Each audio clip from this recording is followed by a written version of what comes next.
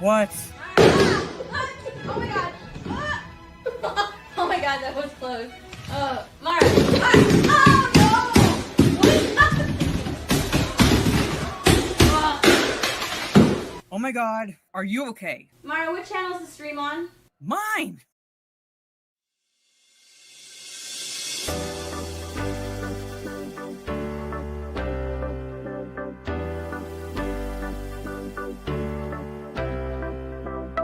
Look at her blowhole. She has a fucking blowhole.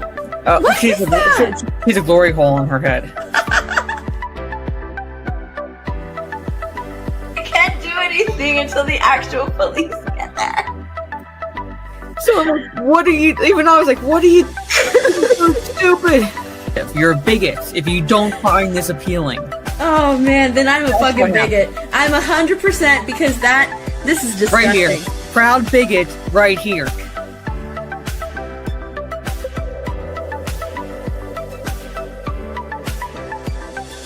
I need to calm down. I think Okay, I'm entertaining the chat. I enjoy King Shark. Found it cute and adorable. Which are words you shouldn't be associating with King Shark. I'm sorry. I'm like literally messaging. Oh. It lasted a little bit long.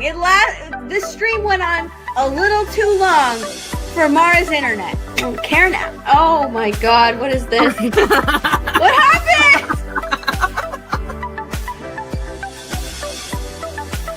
I've taken over somebody's studio. And you know what? I'm a little upset. I'm not upset. I'm not upset at all. Alright, well, I'm a little upset, but I'm not upset. I'm not upset. You rampant slag. He listens to metal. Oh, I really insulted him. Yeah, you did that. Fantastic Beast rhymes. Fantastic. Jesus, fuck, I can't talk right now. What do you think they do at the Ministry of Magic? I'm just saying you're saying it's been a perfect system for 1,000 years. It hasn't been a perfect system. That's why I'm telling you they have departments in place for anything that were to happen. There's like this place that's like a drive-through daiquiri place. I drove through it. When she says drove through it, she means the actual drive-through, not the building. They have like 20-ounce drinks and then 32 ounces. I was like, you know what? Give me the 32 ounce. It is huge. That's what 32 ounces is. 32 ounces is like 4 glasses. I didn't realize. Hi, I'm Jason. Oh my god. And this is Momoa. I imagine you did laugh way too hard and too long at this. Mara is my ride or die. I love Mara. I absolutely love that intro.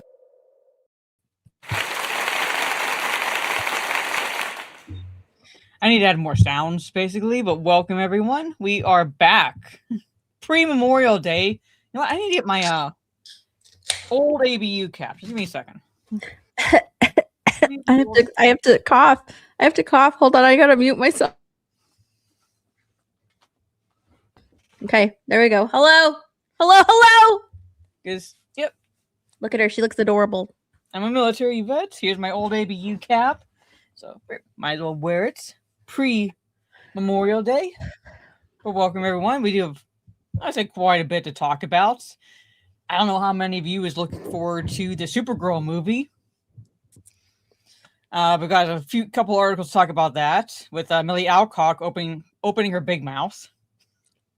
Basically about the critics of the Supergirl movie, even though it hasn't come out yet, basically. But those who are criticizing it, you know, she's got some words for those. And how, according to Forbes, of all places, it's looking like a DCU mess. So, I also have a Variety article about Mandalorian's box office numbers. So go into that. Even though I don't know how many of you really care at all about this movie, I watched it and I felt like I was gonna die. I watched Obsession. I watched Obsession rather than Mandalorian and Grogu, so I can talk about that. Oh, was that good? It is fucking unnerving. Yeah. It is unnerving. I can talk a little bit about that. I don't want to spoil anything, but I watched Obsession and The Boys. Now, I stopped watching The Boys after season 2. All right, so I can't tell you anything that at least happened in the episodes, in the seasons past season 2. However, the ending happens. The official series ending happens, and well, Homelander is now Memelander, basically, because that's like what I can say. He's Because always been Memelander, to be I know, fair. but in this case, he's basically officially just cemented Memelander. Yeah, he went out on one final meme. So it's officially just cemented that title. He's Memelander, and we'll talk about. Well, we have to talk about the ending to The Boys. Apparently that Spartacus show was canceled after 1 season. We'll go into that a little bit, and I'm sure we'll come up with a lot of stuff to talk about as we go through this stream. Basically, so, like I said, I haven't watched anything past season 2. Season 1 wasn't great, but at least piqued my interest. It was decent. It's okay, I'll give this show a chance. Then season 2 dropped, and I was like, I'm out. I was like, I'm done. Not watching this anymore. How many seasons were there? What was the last season? 5? I have no idea. I like many people, I dropped off. I think it was season 3. It was the scene. It was after the scene where they had the superhero orgy. That's when I was that had been I'm season 3 because that wasn't in season 2. I would have remembered that. Then it was maybe the premiere episode of season 3. Then maybe because I didn't get that far into The Boys. I stuck with it, and I was like, well, let's see what it is. Let's see how it goes, because season 1, I really like season 1, but I mean, season 2 was and then once they had that orgy where the guy jumped into the dude's pee-pee hole. I think it was either that or his ass. I don't know. I was like, yeah, I'm done. Oh my god. Well, I'm glad. Well, I basically, like I said, I checked out right after season 2. Didn't even bother going into season 3. But let's talk about The Boys ending before I go into the chats. Before I go through the chat, I should say, Steph, let everybody know where they can find you and all that fun stuff. Everywhere on YouTube, Instagram, Twitter, or X, whatever. All at My Nerdy Home. That's where you can find me. Yep. And I'm back on X. I had to make a new account because apparently once X suspends your existing accounts, doesn't matter the reason, once they suspend it, they can't get it back. They can't get it back for you. All right, look, I got my chair. Yeah. I got a new chair. It's pink. So I might end up having a new chair at some point in the future too. I like this chair, but it's seen better days. It's cozy. I always I only lean back into my chair when streams are over. During I lean forward. You can't see shit. No. But yeah, so like I said, I'm back on X. Thank you, Soul Assassin, for posting my new account link. So I guess follow me there. I'm not on X as often as I used to be, mainly because of school and also because whatever shred of sanity I have left, I would like to hold on to that. So I try to stay off of social media so I don't really see a lot of the drama or anything like that. And I live vicariously through people posting or tagging me in posts with news articles and things like that. And what else? Oh yeah, and I saw Mike Hill's message, and I'll be going into the chats. That means I will make it further into Rings of Power than I did with The Boys, because I will be watching season 3 of Rings of Power. So I will officially, once I start watching season 3, have gone further with that show than The Boys. You should make videos on it. No one gives a shit. They really don't. Past season 1, some people might. What? I mean, I once and there's really been no news about season 3. So it's I haven't seen much of anything. It's like they want to just drop it and just move on from it. They don't exactly want to make it a spectacle or anything. They're oh, we're dropping season 3. What do you mean? Oh yeah, and I got claimed for the reviews basically because if you show anything past longer than 9 seconds, you get claimed. Even if it has no sound or anything, like no one could like pull it from your video or anything to do anything with it because there's no sound or whatever. If it's longer, if it triggers anything from the bots on the YouTube side, if it's longer than 9 seconds, you get claimed. So that's what happened to me. So yeah, it's like part of the reason why too. So that's why I'm like, you know what, fuck it. I'm just gonna spoil the shit out of them the day, the day after on Saturday, basically, just go through all the spoilers in the episodes. Do it. Yeah, that's what I do. That's what I fucking do. Because like I said, people don't like I said, only 37% finished it season 1, had a 60-some% drop from season 1 to season 2, and I've seen just about jack shit as far as marketing for season 3. Like they just want to quietly drop season 3 and move on. Like, have you seen anything? I haven't seen anything. I've looked. No. Rings of Power season 3. I haven't seen anything. There was something, but I don't remember what it was. They'll drop like casting news, brief casting news. They'll drop, okay, we're releasing it then. But as far as what to look for and so forth, or what to expect, it's like not nearly as much as we saw leading up to season 1. I know we can expect to see the formation of the One Ring, the creation of the One Ring that should have been created before Sauron revealed himself to everyone. Basically, what's supposed to happen is he creates the One Ring, and then he goes, "Surprise, motherfuckers! It's me, Sauron." That's what's supposed to happen, but he's revealed himself already. So what's the fucking point? Don't get me started. Oh god, this show gives me a fucking aneurysm. Anyway, and I'm gonna be watching that shit. Anyway, from the top, I see Anthony. Hello. Trey, what is up? Yes, it's my PayPal. So if you choose to donate to the PayPal, it'll be towards basically an alcohol donation because I wasn't able to get alcohol today. I was dog sitting for my one brother, and this dog does not believe in 50-50, like sharing the bed 50-50 at all. I got maybe 10 inches of bed space each night because this dog cannot get any closer to you than he can. He's right up against you, and you don't realize it because you're asleep. But then once you wake up, you realize you only have 6 inches of bed space left. So yeah, I get that. Yeah, so I have to push his dog back. I sleep with two dogs, and they take up half the bed. Yeah, so I was like, I get my little corner. That's what this dog does. I love him. I love my brother's dog. I love him to death. He's he is a trip. But so, oh yeah, you can get a shot for that. Yeah, I'll be right back. Yeah, I don't have anything. Anyway, but yeah, so he doesn't believe in staying on at least half the bed. At least give me half the bed. No, he doesn't do that. He doesn't do that. Let's see. Hashtag bricked up. So this is what I'm going to pose to the chat. Is I've been playing Borderlands 2. I love Borderlands 2.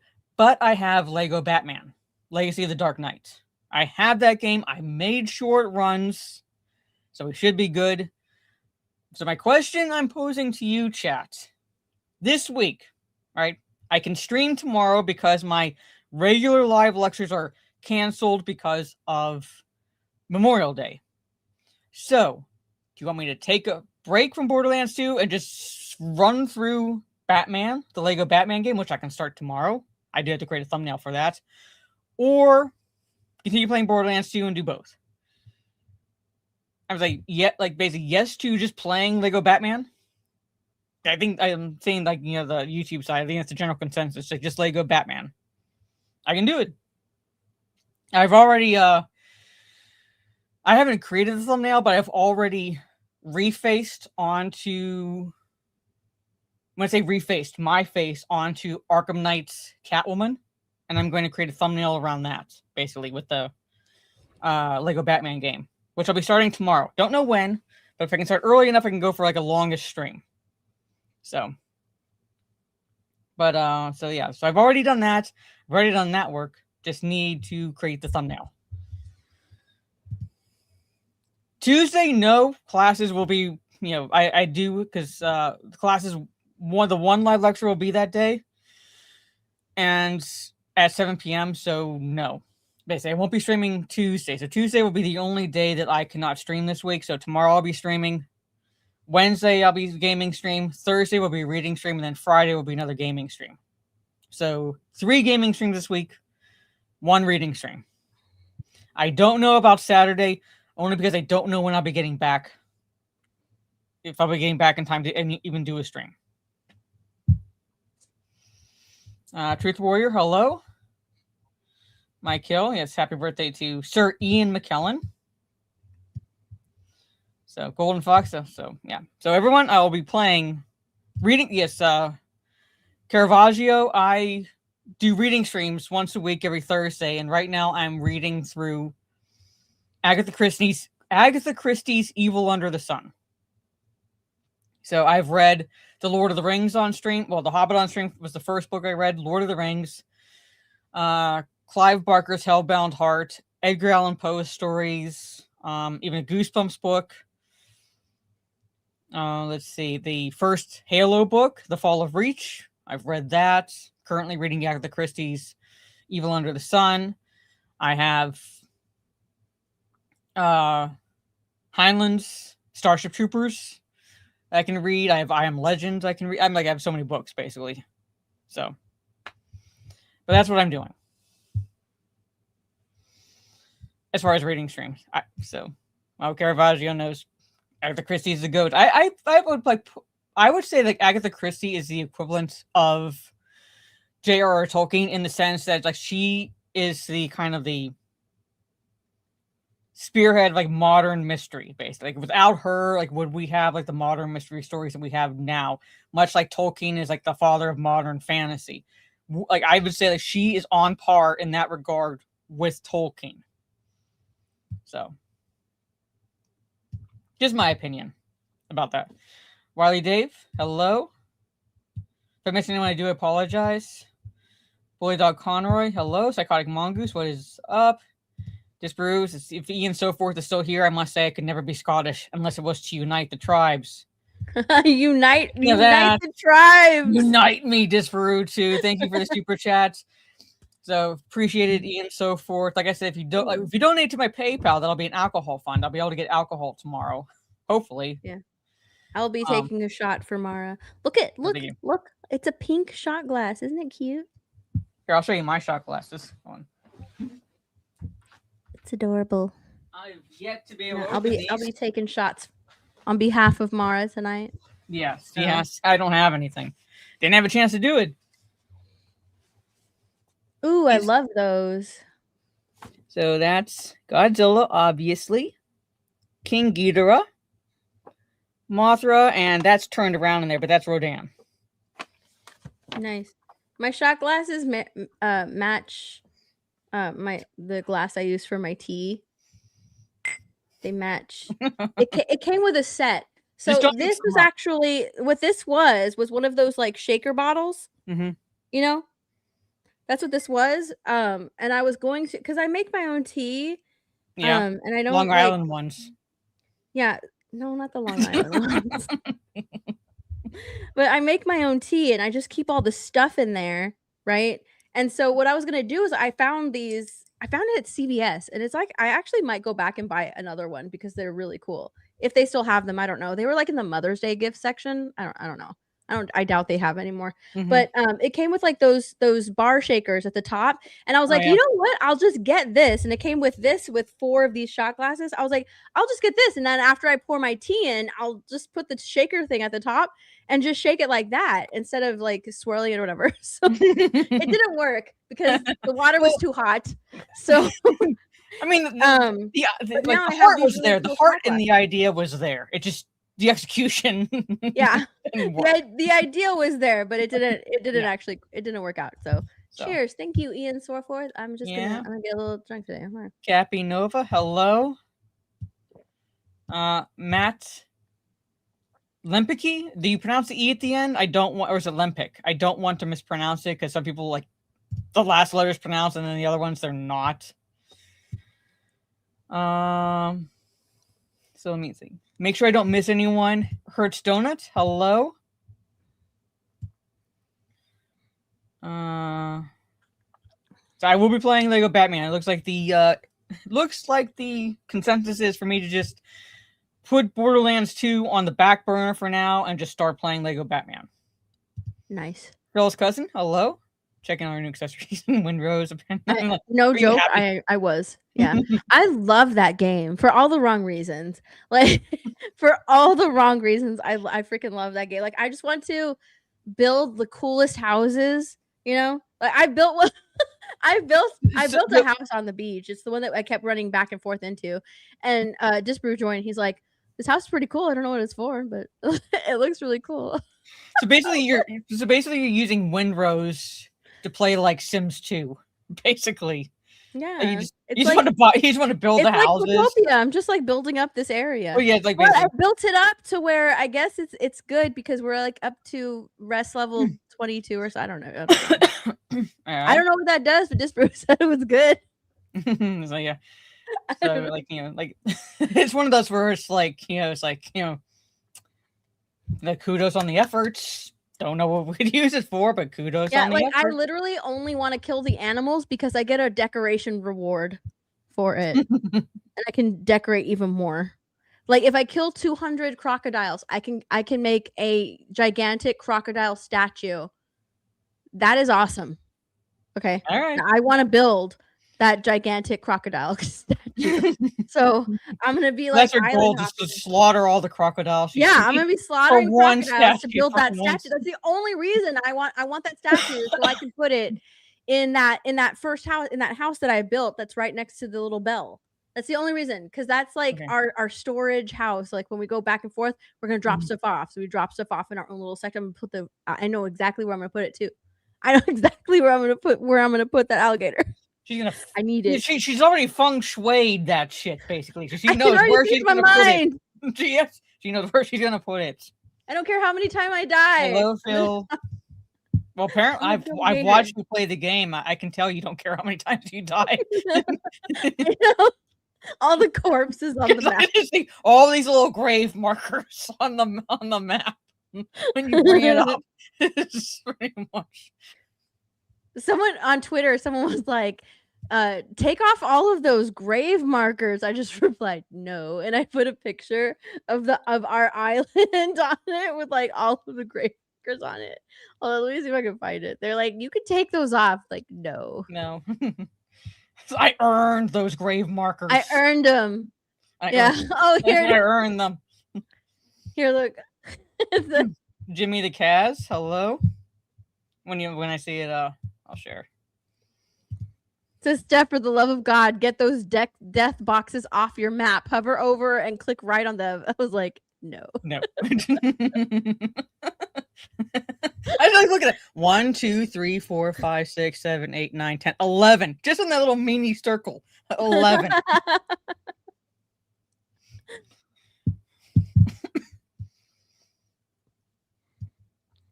Divini, hello. I had no idea how many times Steph's background changed. She changed, like, you know, my so you changed it a lot more than I have. Yeah. At some point, my background's gonna change. This is why. It's because I kept moving. So like, I moved from like I moved from one place to like an apartment. From my apartment, I moved over into like before I moved to Florida. I moved into my mom's for like a couple of months. I think a couple of months before I moved to Florida. And then when I moved to Florida, I had one background, and then I had to switch rooms in that house. So then I had a different background after I switched rooms, and then I came here. And I tried to keep this background the same as the one that I had in Florida, so that way it wouldn't change again, because I was getting so tired of my background changing. So like I said, my background at some points like will be changing, and I'm hoping that it's like just the one and done. Yeah. Also, Jason is coming to Dead by Daylight. Yes. So if I move again, I'm just keeping this background. Like I'm just keeping it. So you will never know. You know what you should get? Is you should take a picture and get a green screen. You should take a picture and get a green screen and just put it behind you. So it doesn't matter like what the room looks like behind you. Yeah, the green screen will just show that. I should do that. So this almost makes me want to go back to playing Dead by Daylight. The only thing that'll change are like maybe the because I've changed the shelves, what's on the Mhm. shelves a few times since like living here. I've like wanted to change the background shelf, but that's it. You could answer this question. I guess what happened to What happened to D&D James' tabletop? Mhm. I honestly, what happened? I think they just got rid of it. They got rid of it. That's all. Yeah, That's all I can say. Basically, it's like sometimes it's what happens where it's like unfortunate because I really loved being on the tabletop streams. I really liked D&D. A lot of fun. But yeah, they got rid of it. That's a Jeremy question. So, yeah, let's say. Some people are calling Obsession the best film of the year so far. I don't think I would necessarily call it the best film of the year so far because I would put Project Hail Mary in that spot, in my personal opinion. However, like I said, it is very unnerving. It is very unnerving. Is it like Misery? Like she becomes obsessed with this guy, and then is it like that? Well, kind of. Like has a feel to it, but at the same time, it's like there's a reason why she becomes obsessed with him. Ooh, what was the reason? Yeah, I'm not gonna say. Watch the movie. I'm not gonna watch anyway, the actress who played the girl, like the girl you're talking about, the woman you're talking about, Nikki. I would say she's the best part of the movie. Like the other actors are good in their respective roles. Like they're not bad. Like I wouldn't say there's like any really like bad acting in the movie. That's a YouTuber movie, isn't it? What? That's a YouTuber movie, isn't it? Is it? I thought it was Blumhouse. Like Blumhouse released it, but was it based on a YouTuber movie? I thought it was a YouTuber did that movie. Okay, this is what you're saying. Yeah, I didn't know. I wasn't following anything with that session, basically. But it is very good. It is a little over an hour and 40 minutes. What's his name? So, yeah, I think Andy from Conan O'Brien. I think he's the store owner. Curry Barker. From the sketch channel, That's a Bad Idea. It's a YouTuber. It's starring a popular YouTuber. Well, it makes sense considering the premise of Obsession. So it's like, is it a YouTuber? Is it a YouTuber? I'm saying like the fact that it says like like bad idea. idea. Is it like is it like a parasocial relationship gone wrong? What's a parasocial relationship? Like, what is that supposed to mean? You don't know a parasocial? It's like the relationship you get with like someone that you watch. You know? Oh no, like, no. Kind of like the Sims they know each other in real life. With, so it's not with like, the girls that they like the girls on Twitch, like the it's nothing like it's nothing like that. No, they know with the Twitch streamers. Yeah, they know each other in real life. These characters know each other in real life, so it's not like one of them's a streamer and the other one obsessed with them. No, there is a reason. Like they're actually friends. They know each other. So, but there is a reason why she becomes obsessed with him. There is a reason. And I don't want to say too much because you haven't been following it. And I like if you're gonna like you should watch it. It's a little over an hour and 40 minutes. So it's not scary? really that long. It's unnerving. I wouldn't say necessarily it's scary. Is it is it unnerving in a way that like that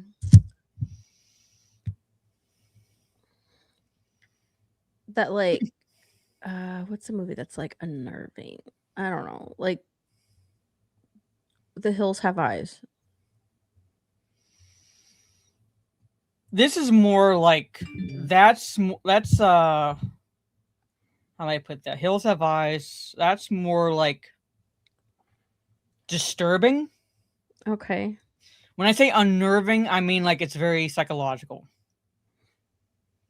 Well, I don't mind psychological. And I'm saying like that's what I'm like meaning by that, where it's like Hills Have Eyes is just flat out disturbing.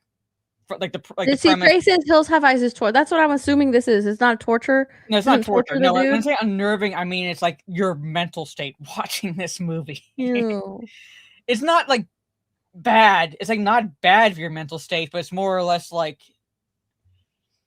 you're like, I can't say too much. Basically. Okay, like fine. I can't say too much, so I don't want to spoil anything. Nervous.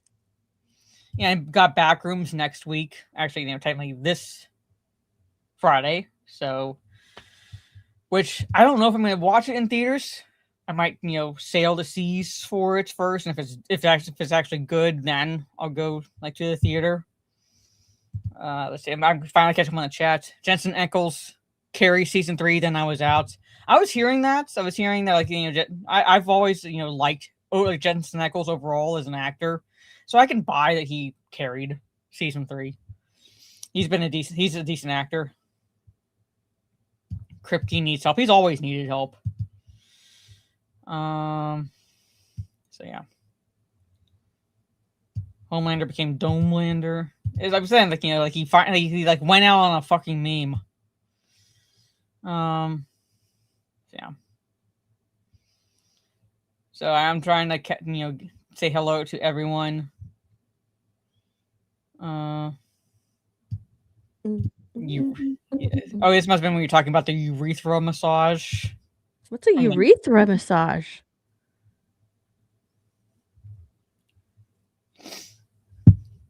You know what the urethra is, right? No.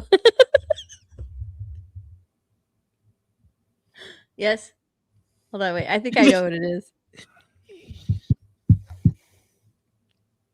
This is all I can do right now. Wait, I have to look it up. Oh yeah. This is going to go into our intro now. What's a urethra massage? And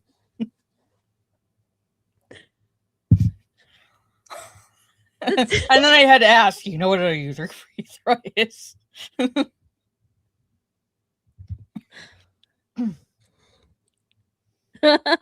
Mara, I'm sorry. I give her migraine sometimes. Now your search history is going to get fucked. Urethra is the inside tube. What? That's what Disparu said. Yeah. You earlier defined it as the pee-pee hole. Oh. The pee-pee hole. Yeah.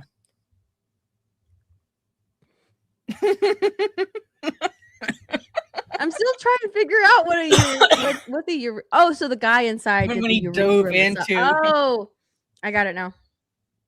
That's going into the outro, folks. Jeez. Get one of those handstand chairs. I was so confused. Yeah, it's going into our outro, folks. I know there was another. Oh my god, I gotta get through everyone. If I miss anyone, I do apologize. The chat jumps on me. I know there was another super chat, which means stuff's gonna take another shot. There it is. Woo! What? Pocket rocket baddies. There you go. Thank you so much, Ian. Let's go, Ian. I'll take a shot of water. That's what I have. Well, I have whiskey.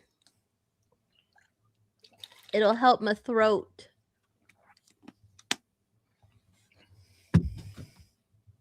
So. It's been a while since I've drank. Why not mix tea and liquor? So. That's how she makes her Long Island iced teas. Ashes Reborn. Hope you've been well, Mara. And the Batman was amazing. Tea. I need to pick it up next week on Payday. I love this whiskey. Mm-hmm. So, I've watched Lethal play through it. I did not have a chance to watch John Graham play it because he generally starts the streams late, and I was passed out. Not early, but early-ish Fridays and Saturday evenings because, like I said, that dog does not let you have any part of the bed. So. Hold on, I need to take a bite of a tortilla. All right. Yes, I know some of the posters, they fell. So what I'm going to do is I'm going to get frames for them. And put, what I might do is not put all of them back up. So I might get more. Hello, Jane. Hello, That's the Jan. most Mexican thing I've ever done on a stream. Yeah. We watched Obsession last night. Sold out theater. Nice. Oh, wow.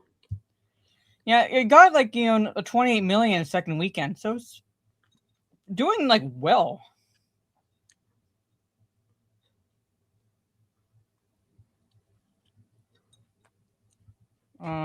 So DS Eagles, hello.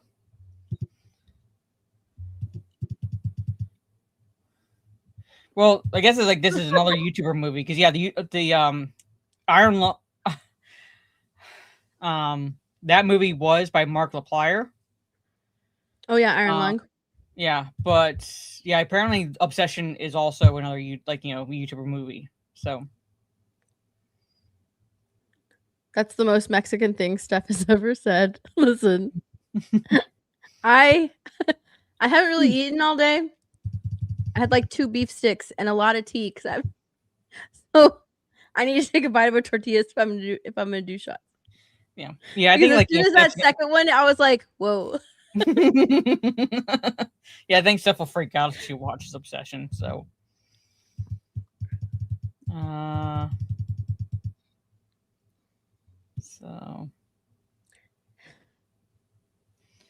let's see. So,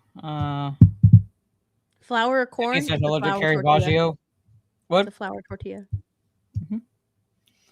So Epic Mike needs to watch Obsession as well. I don't think he'll survive Obsession. Right before the gaming stream, my mom stopped by and she dropped off some food, and it included some cooked food already because she made chili, or my dad made chili. So it was chili and tortillas, and I grabbed a tortilla. Time to spend on Steph doesn't know basic anatomy. What? As Abomination says, tune in just in time to find out Steph doesn't know basic anatomy. There's a reason. Listen, I didn't have to take anatomy. I was just passed. They just gave me an A in anatomy. I'm not even kidding. I never took anatomy. Thank you, D. Vinny. We try to please. So,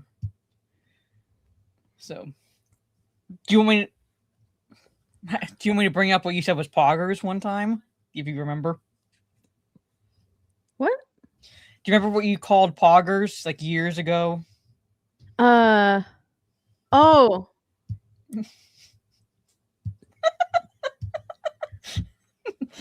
I don't remember what I called poggers. Here, I'll write it in the private chat. Where the fuck is the private chat? I'm jealous of Steph. I had to retake anatomy. I know. So I was on a team in school, and we had to do a summer like sport thing. Right.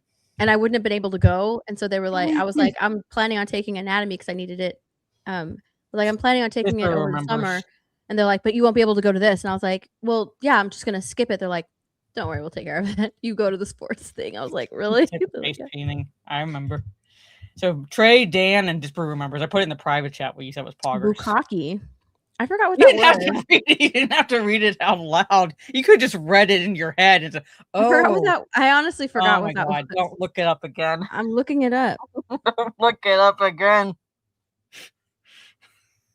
Her algorithm's not going to get fucked. I don't even remember that. I honestly remember that. Oh no. You said, and I quote, Bukkake is poggers. And you said that without even knowing what Bukkake was. I didn't know what it was. I didn't know what it meant at the time. I know. So I forgot what it meant until now. And honestly, like I thought when I read it, I thought it meant something else, and then I looked it up, and nope, that's not what I thought it meant. Sweet summer child. I totally forgot what it meant. It says the genre spread to North America and Europe. You could have read the definition out loud. No. I'm like, yeah. It literally has like the origin of the word. I was like, don't get my channel yeeted, please. It has the origin of the origin. And the origin just means to pour water, okay? To pour water. Yeah, but it's not pouring, it's pouring something, not water. No, that's its original. Yeah. To splash or pour water. Yeah, you're getting splashed with something. There's even a culinary use. In what? There is a traditional style of serving Japanese noodles. Well, there's noodles involved. In a way. Translate stuff. Stop. There's noodles involved in a way. If you think about it. Huh? What did you say? I said there's generally noodles involved in a way.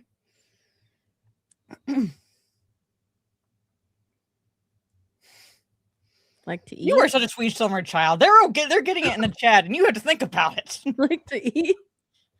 There's a noodle, all right. A big one. A big one. Yeah. Several big ones. In a circle. I went and had ramen, and they had some thick noodles. Like I went to go eat ramen one time. They had like these thick noodles, and I was like, these are nasty. I didn't like the thick ones when I ate ramen.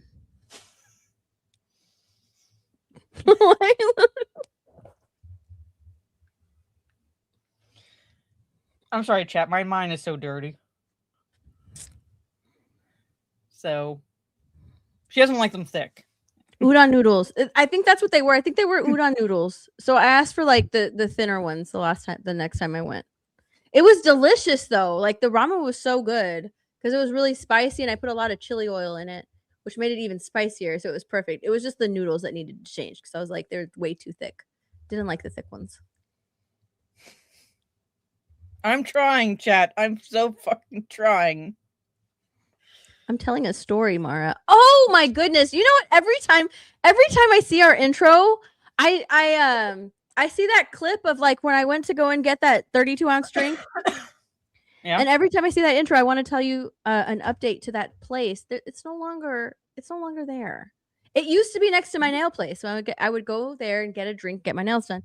And it's not there anymore. I've been meaning to tell you. Every single time I see the intro, I was like, oh, I have to tell Mara about that place because it closed down. That sucks.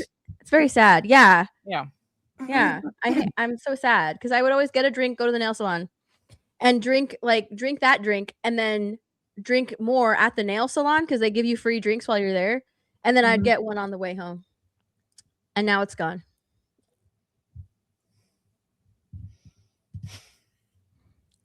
Not a fan of girthing. I'm not. No. Anyway, we're just moving on a little bit past that chat. More the voice. This is a talk dirty. This is a talk nerdy. Dirty? Well, we are talking dirty. And talk nerdy. Anyway. So how about we how about we talk? Do you want to talk Supergirl or Mandalorian and Grogu box office? Mandalorian? All right. Get that out of the way.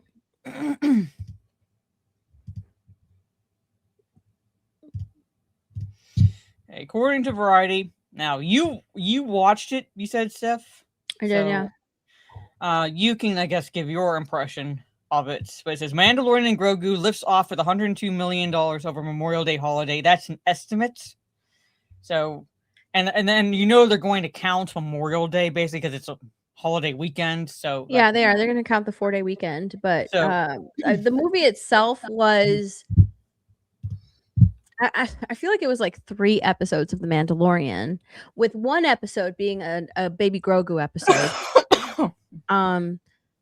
So you can actually tell, you can see like where the episode ends and when it starts, because at a couple of points in the movie it goes completely dark and then it picks up somewhere else.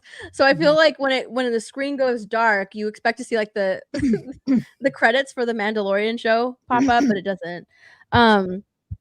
So yeah, the movie itself, it was very boring. It was rough. It was tough to get through. I didn't care at all. In my opinion, I think that the movie is 100% made for normies, if there are any left. If there are any left, but it's made for normies. It's made for children because I think that the kids will like all of the Baby Yoda and the what are they called? What are they called? What What are are called? those other aliens called? I can't remember what the other aliens are called. I couldn't tell you because I checked out of everything. So Star Wars related. The freaks, the Babu freak aliens. Those. I couldn't tell you. I just know Babu Freak because everyone was posting that fucking little fucker on Twitter all over the place. Yeah, the kids will love the Babu Freak aliens and them calling baby Grogu a horrible baby. That's a bad baby. They call him a bad baby all the time. The bad baby. Bad baby. I mean the one that you mean the bad baby that killed an entire species by eating the last of the egg. Yeah, committed genocide, yes. But he's adorable, so it doesn't matter. Yeah. And they'll like the little gags that Baby Grogu does or whatever. But I mean, it's not a good movie. It's made for kids, and I think like it's also made for like I'm sorry, I'm just gonna say it. I said it last night. I said it on Flashcast. It's made for like emotionally stunted adults, because all of the emotional stuff is all very surface level. It's made to manipulate you into caring about this father-son dynamic that's so freaking surface level. It's just like I have to protect him. I have to protect him. I have to protect. He literally says that like all the time. Protect him. I have to protect him. You protect the boy. You protect the baby. You protect the child.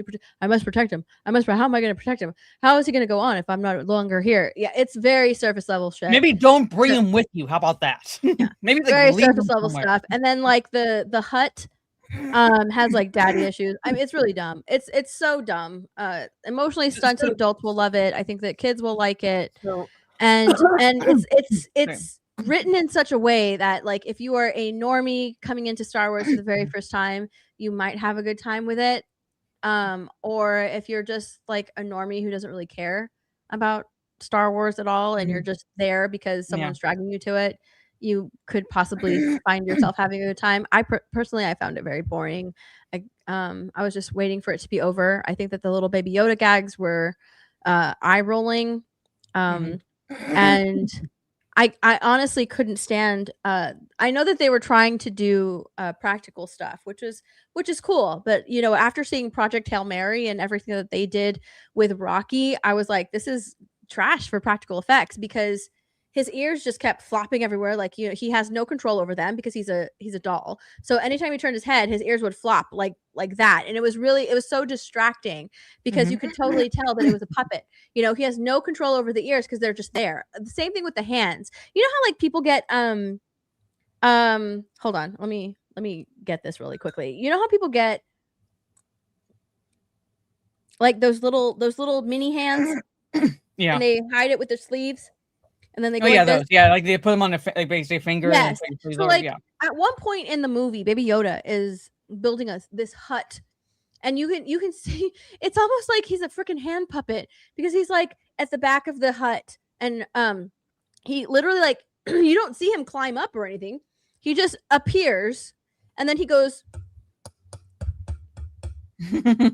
like that because his fingers don't move, nothing moves. He's not even holding anything. Like it's not like he's picking up the dirt and like meticulously putting it. No, it's just let me go up and then I'm gonna go down and then I'm gonna go up and I'm gonna go down. It's really distracting. It's very, very distracting. Because his fingers don't move, nothing moves. So you can tell it's a doll. It's a doll. And it's it feels extremely cheap. And it's because it's made for like Disney Plus. That's it. It's streaming. It's made for streaming. So it feels very cheap. To answer your question, Abomination, yes, the child can use the Force to an extent because he was trained by Luke Skywalker for a bit, but from what I know from people talking about this stupid series is that the child ultimately decided to go with the Mandalorian and for fucking whatever reason be a Mandalorian. So you see this like little green midget walking around in like Mando suit like armor. It's not going to be believable. But like this also he's 50 years old and can't learn has not yet learned, I cannot speak, has not yet fucking learned to not put shit into his mouth. Well, so basically he's emotionally stunted alien, basically. Yeah, he hasn't learned, how to like not press the wrong buttons because he keeps jumping on the thing, pressing the buttons. I don't understand why people are like, this is a great father-son story because Mandalorian like treats him like a pet. He literally tells him to heal. Like he treats him like a dog. Like that's his pet. So he comes up, like dogs will like go when you're driving, they'll jump up to the front. At least mine do. They try to get on your lap and I'm like, no, get over there, get over there. Yeah. And they have to like sit still, or they jump to like look out the window. It's like, no, get down. That's the same thing how like the Mandalorian like treats Baby Yoda. So like Baby Yoda will jump, or Baby Grogu, whatever the fuck his name is. He'll get to the front and then he'll start touching the buttons like, no, go back there.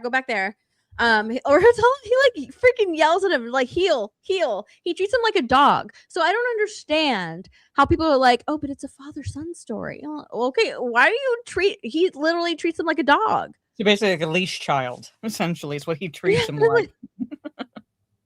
Heel. Like, what the hell? Why are you telling him to heel? I honestly thought that I heard him wrong, because I was like, no, maybe he said something else. Maybe I heard him wrong the first time he said heel, and then he said it again, and I was like, no, he's saying heel. Like that's a pet. That's like his pet. It's like he has like a baby chihuahua or something. So yeah, I don't like it. I didn't like it. Not at all. I thought it was very boring. Everything was very surface level. I didn't like it. What else? I don't know what else. It was just boring. I don't care. What's the plot? Like, you don't have to go into the details, but what's the overall plot in this? Like, why? What's the catalyst that spurs the shit basically in this movie? So like, why? From what I remember, and I could be wrong because I was falling asleep. The Mandalorian was charged with getting what's the Hutt's name that he has to go get? Something Hutt. Well, the muscular Hutt. The bodybuilder Hutt. I don't know. Is that Jabba's son, or is it another Hutt? Rada the Hutt. He was charged to go and get Rada the Hutt because he thought he was being held prisoner. That is Jabba's when he wasn't. He was like, he's in these fighting cages, and so it was like his last fight. He's fighting for his freedom, but the person that was holding him, something Coin, which is the actor's name, by the way. Oh my gosh, hold on. I know his name. It's where's it? Janu Coin. Okay, Janu Coin, which is it's his character name is based off of the actor's name, because the actor's name is Johnny Coin, and they were like, we like your name, we're just gonna give you that name, and they named him Janu Coin in the show. Oh my God. Or in the movie. I keep saying show because it's literally like a show.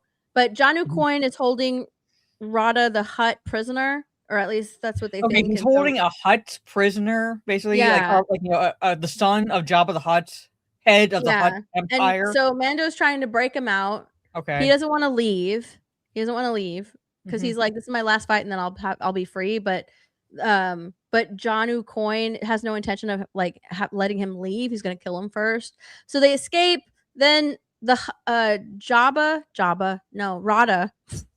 Rada escapes, and then they capture him. Then he's like, please don't send me back. They're gonna kill me because I'm the heir or whatever. I'm like next in line. They don't want me to live.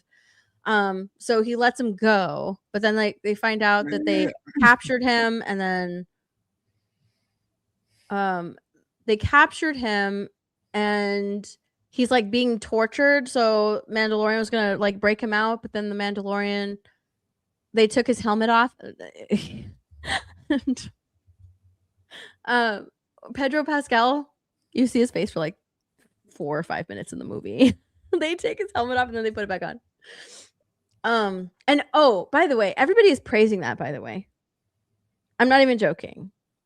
Praising taking the helmet off? They're praising Pedro. I almost feel like this is a pushed by Pedro Pascal's PR team, because this feels like a very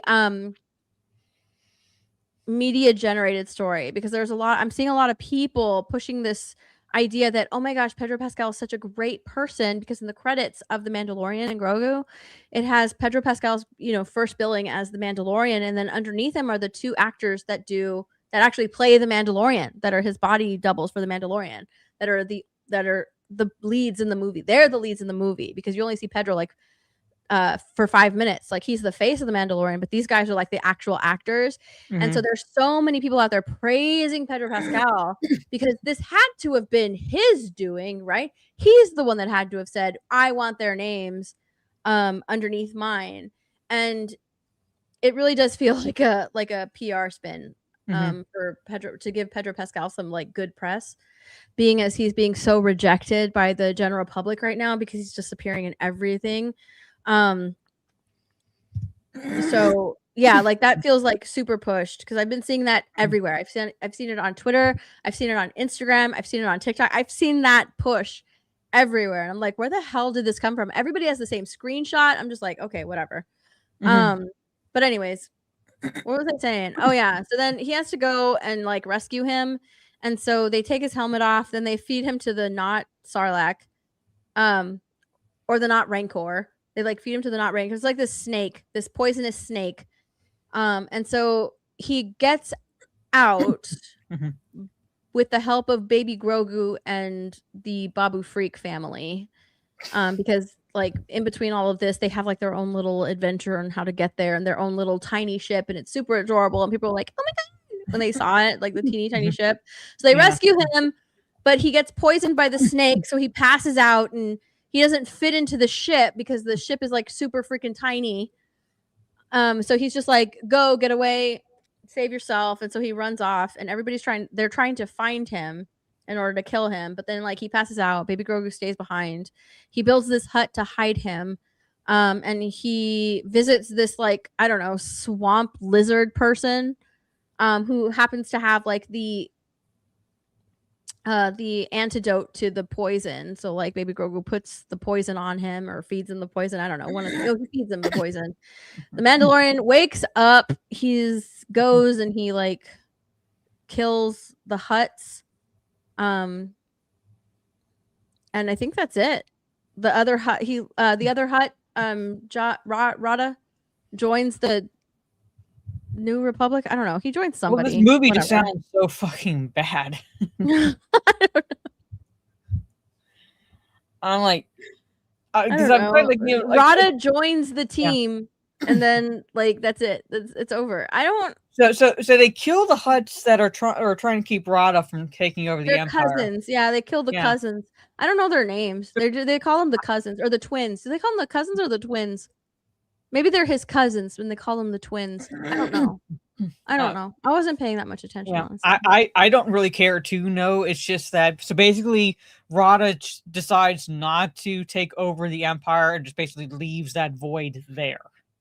Pretty much is what I'm getting.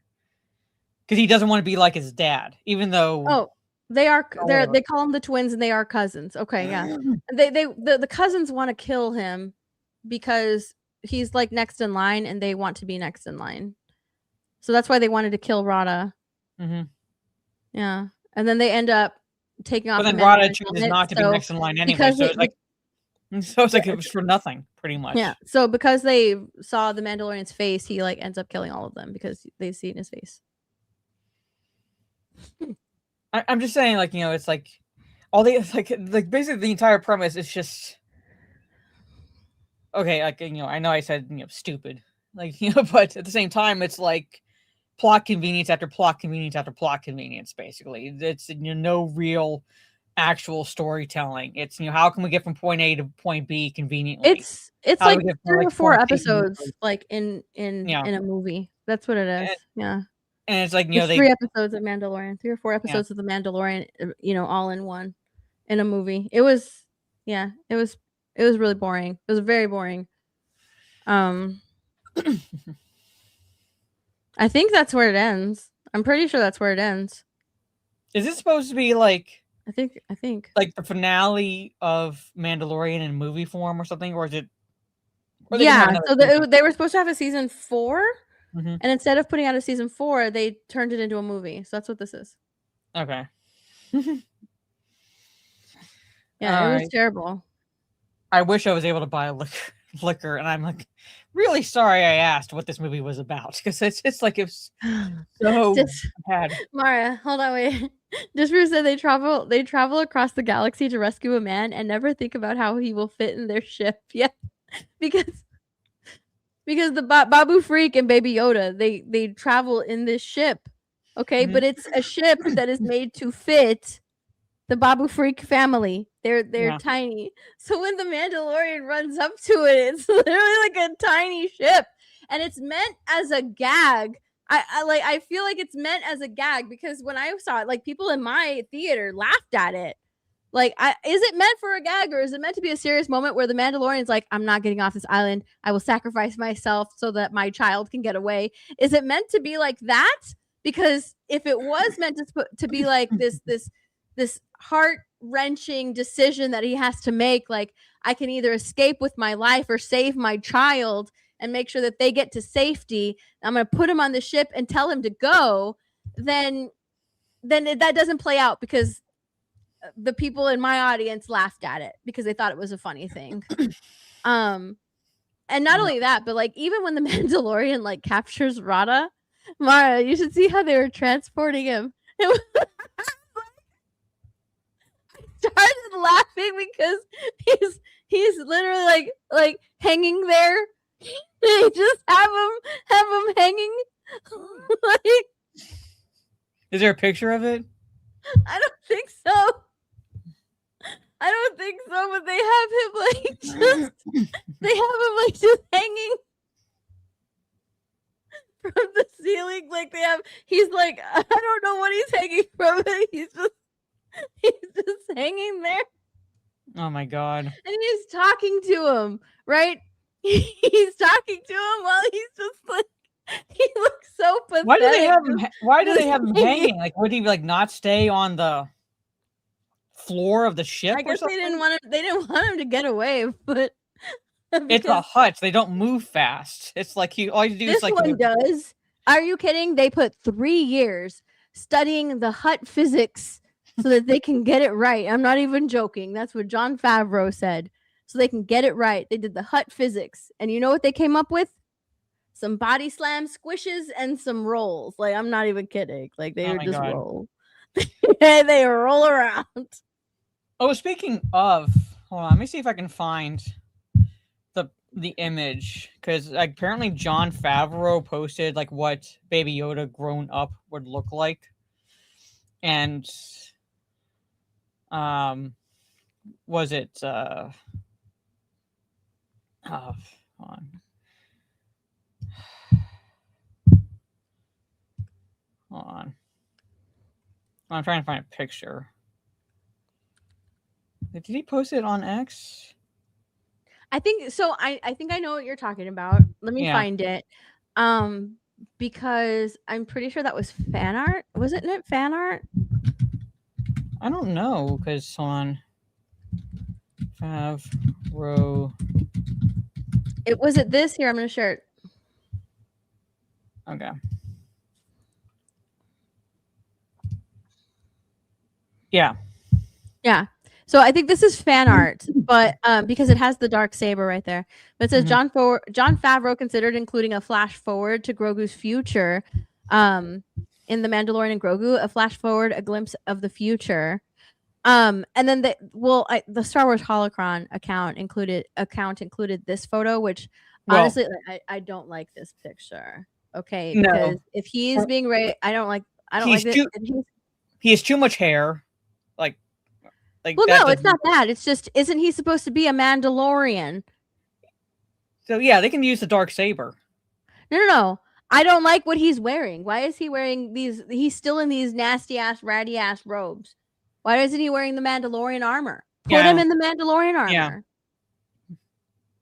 You know, give him a helmet. Like, he's supposed to be. He's being raised by a Mandalorian. He chose. This is why it doesn't work with him following fucking Pedro Pascal's character, whatever the fuck his name is, because look at his ears. You're gonna kind of be able to fucking tell what species that little Mandalorian bitch is because about the size and the fact the ears won't stay in. Yeah, I think this is just art.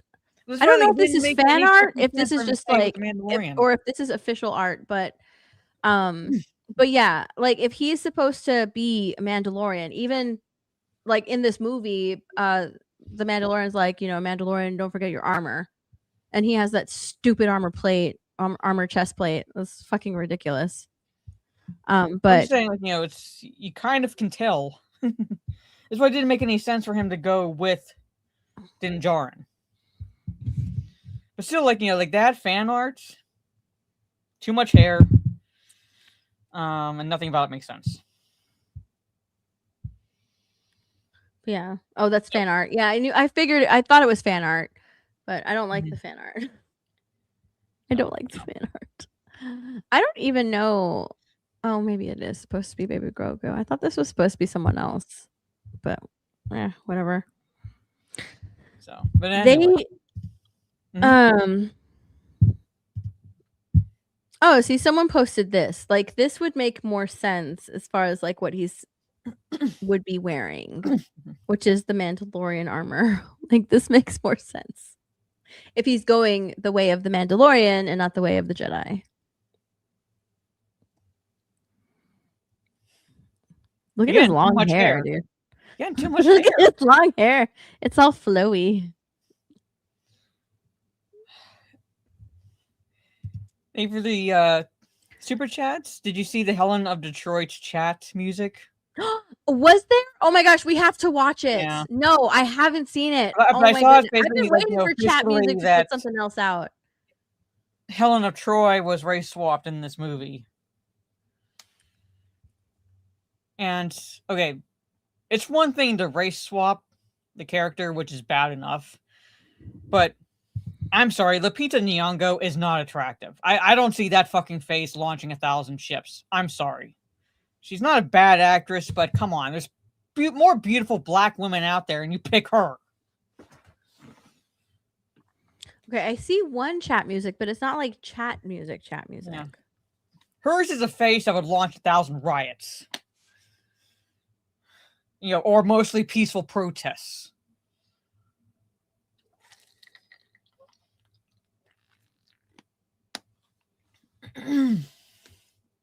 Oh yeah, launch the other way, this is maybe. the right one. Yeah. I don't think Warren, if you have it, can you DM it to me on Twitter? Because I don't think this is the right one, and I only see one. And it's not from the chat music account, so well, we'll see. Like Warren said it might be that one, but let's see. Is you sharing your screen? No, I'm not sharing my screen. Yeah. Because I didn't find it. Yeah, Helena Troy is supposed to be the most beautiful woman. And I just, like, I'm sorry, like, you hire Lupita Nyong'o. Like, I saw Trey mention Gabrielle Union. She's much better looking than Lupita.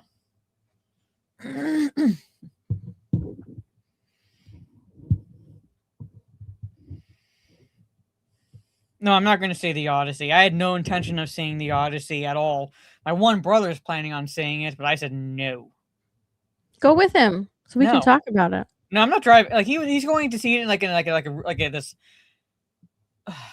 this theater that's like a few hours away, and I'm like, no, I'm not going to drive. Oh, is he doing the IMAX? Yeah, it's going to do like this, like proper IMAX experience, and I'm like, no, I'm not doing that. Sorry, no.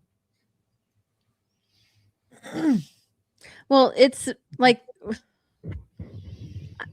it's the face that launched 1,000 ships, right? Because she was so beautiful, she inspired artists. Like she was their muse. But with this one, when they asked Lupita Nyong'o how she felt about being the face that launched 1,000 ships, in an article she said like, oh, she can't act that, like, or something like that. Like she can't act that. So I'm just going off of Nolan's script. We're gonna go into her character. We're going deeper than just surface level like beauty. And I'm like, oh yay! Goody, yeah. Inner beauty. We get to know her as a person. Great. Yes, because personality is what starts for. Not that her husband was like, going to go to war with Troy because she left him. Well, there's two schools of thought because they basically the mythology, depending on what you read, is two different interpretations. One is that Helena Troy leaves willingly with Paris, leaves her husband, goes off with Paris. Her husband gets pissed off and goes to in Greece, and then basically goes to war with Troy, right? Then the other interpretation is that Helen, it was not her choice per se. It was the influence of the Greek goddess Aphrodite, who like he basically kind of like used her powers on Helen, which made Helen fall in love with Paris because Aphrodite offered the most beautiful woman to Paris, and it happened to be Helen of Troy. So depending on what you read, it's either she willingly leaves or it's under the influence of a Greek goddess. But regardless, it's because she is the most beautiful woman in the world, basically. She's and so forth. That's the reason why her husband launches 1,000 ships to basically burn Troy to the ground. Not because she has an inner beauty or anything like that. Like, no, it's her husband is like, you're not taking my wife. Basically, he's going to slaughter all the Trojans. So,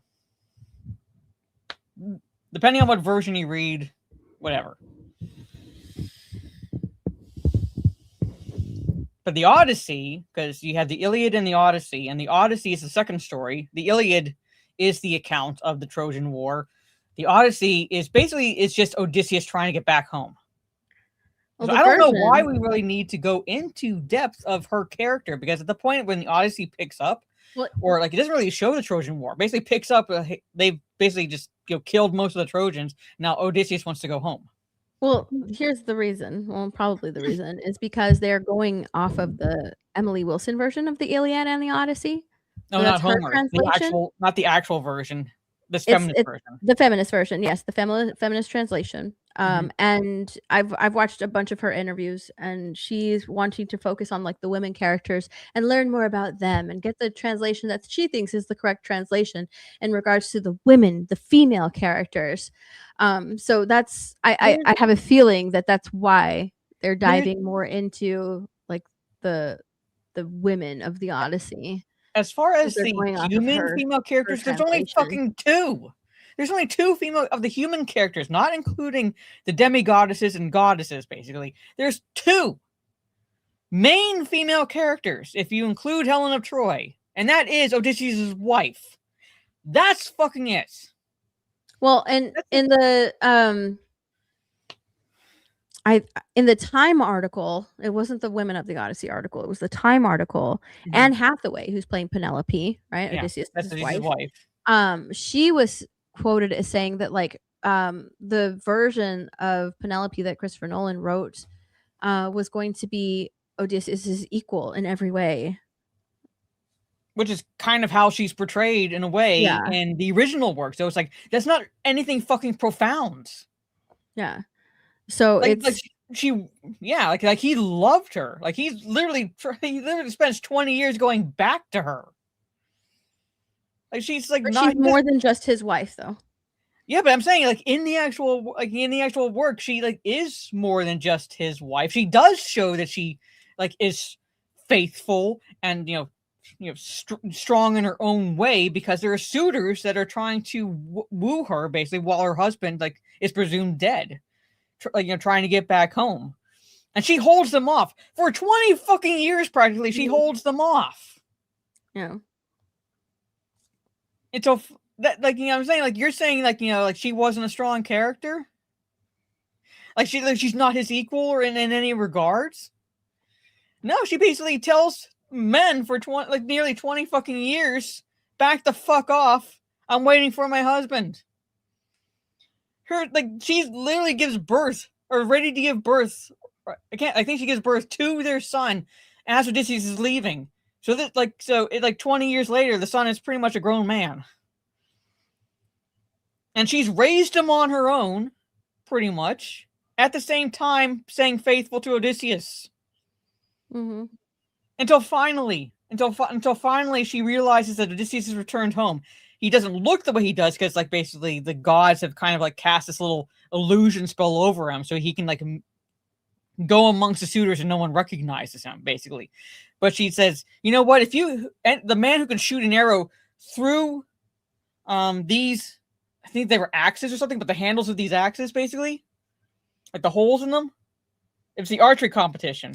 Yeah, the archery. Yeah. Yeah. The shot that like Odysseus can take.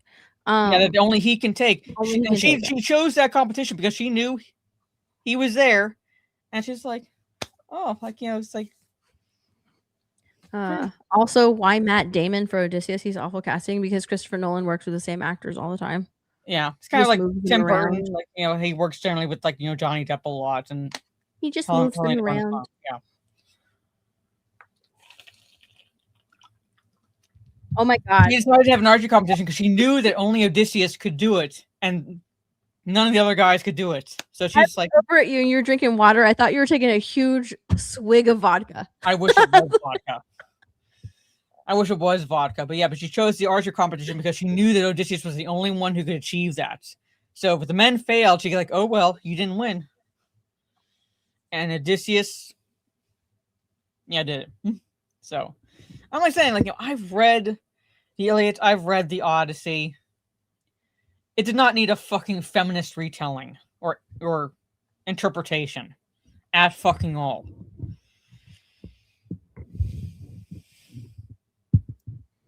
Anyway. Yeah, I know, but like he was like, you know, the only one skilled enough to do it. None of the other men would have been able to. Hello. So like, you know, I remember correctly, I'm like, you know, backtracking. Her son realized that his father had returned. All right. And he was like disguised as an old man, basically. So that way he can, like, you know, like basically enter the household and like no one would recognize him. Oh, fucking hell. Travis Scott needs to fuck off. Oh, yeah. Did you hear about that? Oh, yeah. They're doing a sequel to The Godfather. Going to be called Connie. I forgot about that. Sequel to The Godfather, but told from perspective of Connie. Here we're talking about the Odyssey. I want to share this with you. Mm-hmm.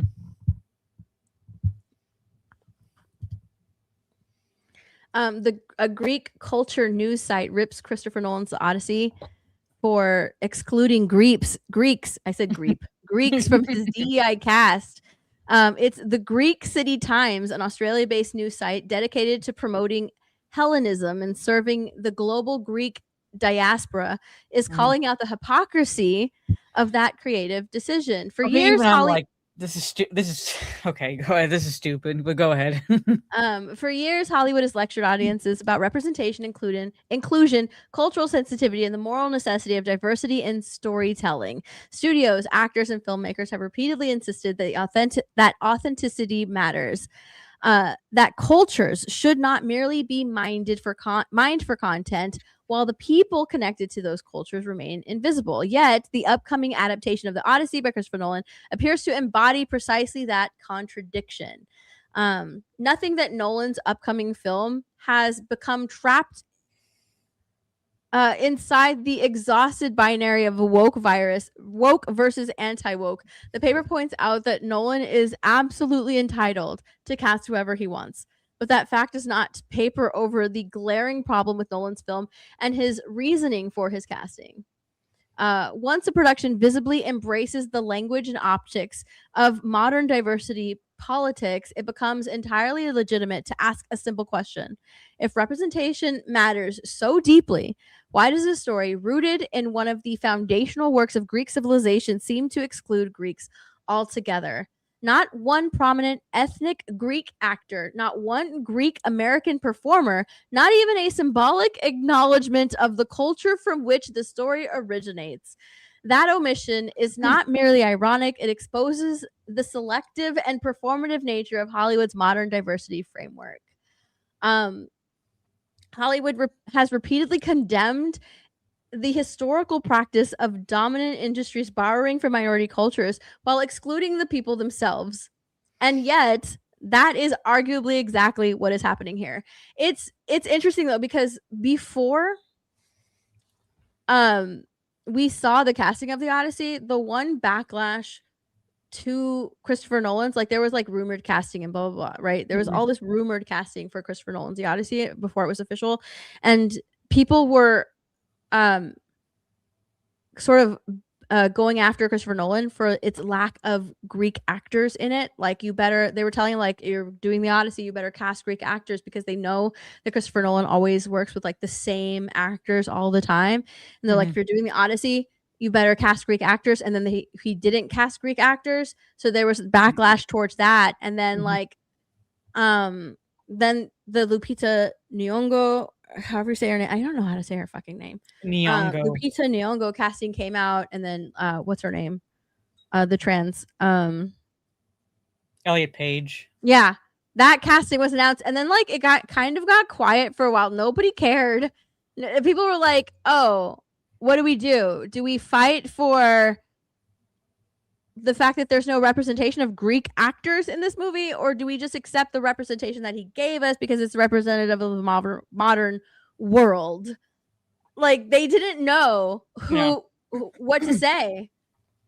And so I think that like that group ended up going to bat for the Helen of Troy casting, because it's very quiet now on how come there aren't any Greek actors argument front. So it's just, the Hollywood is doing it to did it to themselves pretty much at this point. I think at the core of this argument, I think it's stupid because like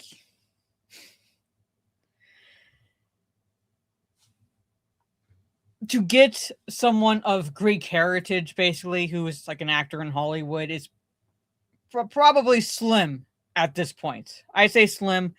Or, but regardless, basically, as long as they look the part, that should be what matters, not that they are Greek in heritage.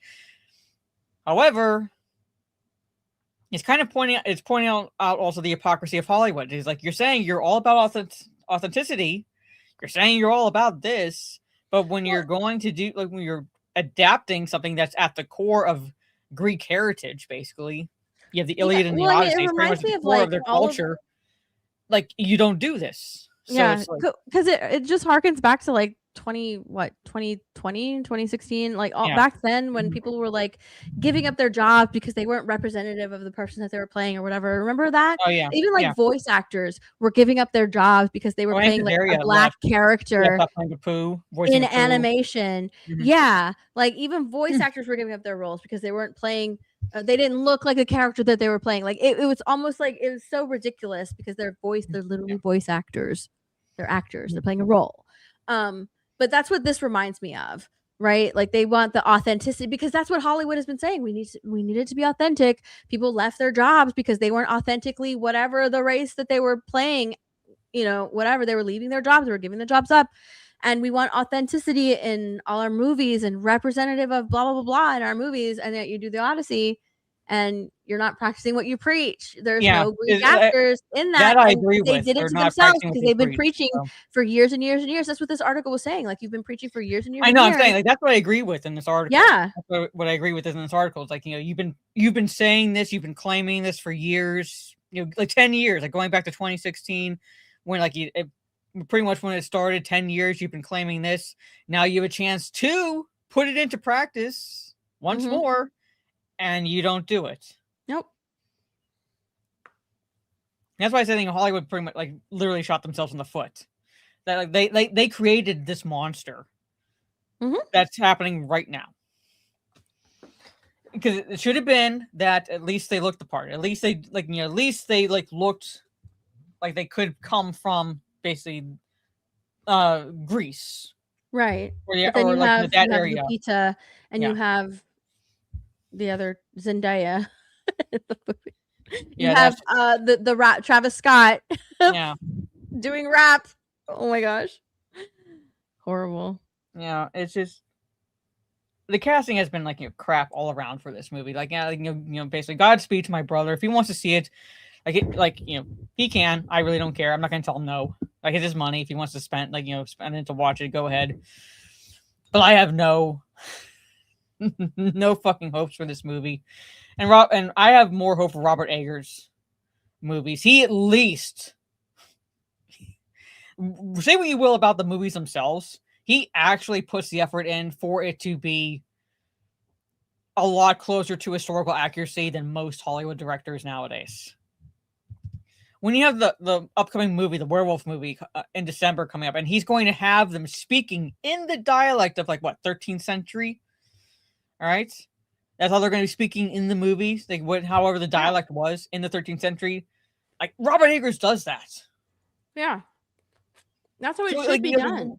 Yeah, the movie itself might not be entirely historically accurate, but at least he puts effort into that.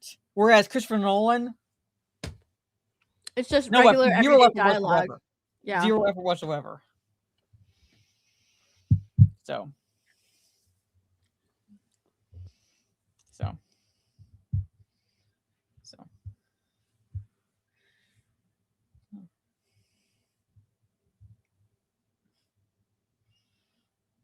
Yeah, one movie from Nolan that was historically, yeah.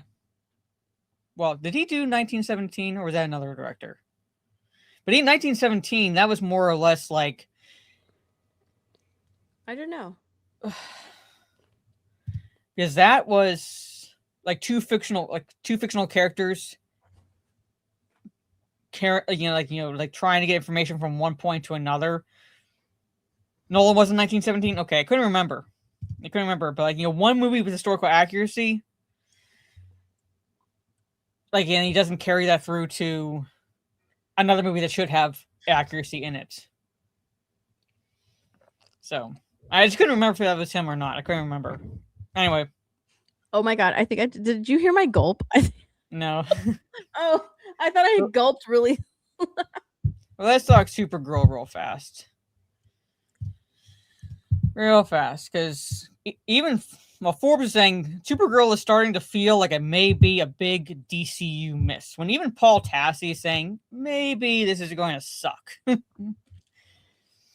it's not on good footing. I saw that by Paul Tassi. I was like, yeah, wait, Paul Tassi wrote this? Yeah, but I was like, Paul Tassi wrote this? When he's saying this might be a big miss. So, yeah, we're only a month away from the release of Supergirl, and buzz does not feel like it's building much online. I haven't seen any fucking buzz for it anywhere. Well, they're trying to build up the buzz. Where is this in? Though Alcock had worn the Supergirl costume in Superman, if you would call that the costume, all right, that wouldn't be the dress code while she's getting sloppy in another galaxy. Thus, the Blondie t-shirt, which is what she wears all the time in the film. There's absolutely no makeup, and she's making absolutely no effort with her appearance. That's not her priority, and she's not in a good mood. That's our Supergirl, ladies and gentlemen. Yeah. That's our Supergirl. Read what she says. Read the next one. Read Alcock's quote in the next one. Yeah. All right. When I ask Alcock at what point in the movie Kara puts on the Supergirl suit, she says, I don't know if I can tell you, but I pressed. It's DC. I'm scared, she says, not wanting to spoil, but I don't wear it as much as people will think. It's a journey. Yeah. Well, she's going to be Supergirl by this point. So she's going to be in just regular clothes. Yeah. The fact that it's going to be like maybe. I saw someone said, what was it? That she's only going to wear it and it's not even going to be at the end of the film that she wears it. It's going to be something else. Where did I see that? I saw some tweet that said that, and I can't remember where I saw that tweet anymore. Oh well. But yeah, she's not going to be in her Supergirl outfit. You call it She's going to be in the jacket and the Blondie t-shirt for the majority of the movie. No makeup. I mean, that's such a feminist thing. To not care about your appearance and to not put any effort into your appearance, no makeup, don't really do your hair much, right? That's a very feminist thing, because they don't want to put makeup on to impress other people. You only do that to impress a man. That's why they like to shame women who put effort into their appearance, because they don't, because they feel like they're only doing that to impress if you do that, you're a pick-me girl, basically. They like to draw a pick-me girl and shit like that if you at all dare to put some effort into how you so this yourself. They're not doing that. They're not putting her in makeup. They're not putting her in a nice hairstyle in order to not appeal to the male gaze. 100%. That is why they've made that decision. because that is such a feminist version, a feminist way of looking at things. I'm not putting any effort into my appearance. I'm not doing my makeup. I'm not doing anything because I don't need to impress you. I don't need to impress a man, and they don't want to appeal to the male gaze. When comic book movies have the majority of comic book audience is men, so you probably should cater to that male audience. And, like, again, I've pointed this out, in numerous other streams, basically, but they always drop the male gaze phrase. They always drop the male gaze phrase. We're like, it's like we're not going to cater to the male gaze, and I'm like, well, you're all about Pride Month, so how about the lesbians? Maybe the lesbians want to look at the beautiful women every now and then. Like, do they matter, or do they only matter in June when you like to claim you're an ally? Like, that's my mentality, basically. It's like, maybe some like lesbian women would want to look at a very beautiful woman on screen, at least well put together woman on screen, and not someone who basically doesn't give a shit about what she looks like. But they always focus on the male aspect of the gaze. I'm just saying, it's like, do you care? Like, do you at all give a shit about what you preach, or is it only during June when it matters for Pride Month? But anyways, there's an annoyance among comic book fans, especially about the concept of surf Dracula. The idea of a movie about a surfing Dracula who does not actually surf until the final moments of the film. And more directly, movies or shows that delay the final reveal of costumes until it's earned. That appears to be what's happening here, even though the film is meant to be inspired by Tom King's Woman of Tomorrow, where she is effectively wearing the suits the entire time. The fact that you're basing it off of anything Tom King related is a mistake in the first place.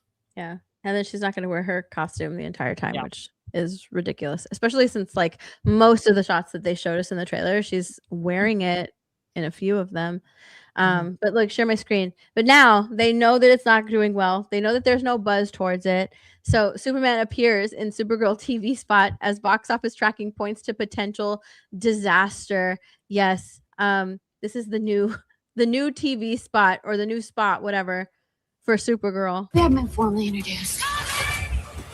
I cannot wait. She is not attractive at all.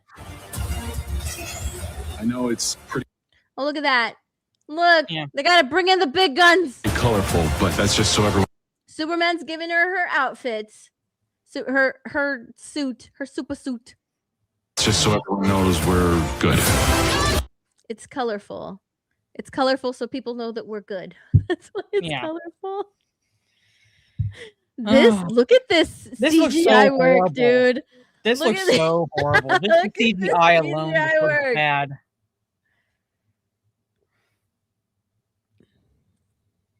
Look at her face. Oh my gosh. So, why didn't Supergirl just kind of like, like just fly like this and push him away from her? Why did she have to turn her body to kick him? Not awesome enough to actually do something, do a simple maneuver to get him out. No, you gotta kick him in the face while flying. Look at it. Look at his face. It just looks so. It has to be bad. a cool shot, Mara. This is a cool shot. No. Superman can go in and punch someone, but she uses her legs. Yeah. But yeah, they're using David Corn Sweat. They're using Superman. It's funny. It's so funny. They have to rely on a man in order to push this movie. And I can already hear it. Oh, well, it's because of the male audience. They won't go and support and see a female-led superhero movie. So, yeah, we need to put Superman in there because that'll draw the guys in because they don't support women. Shut up.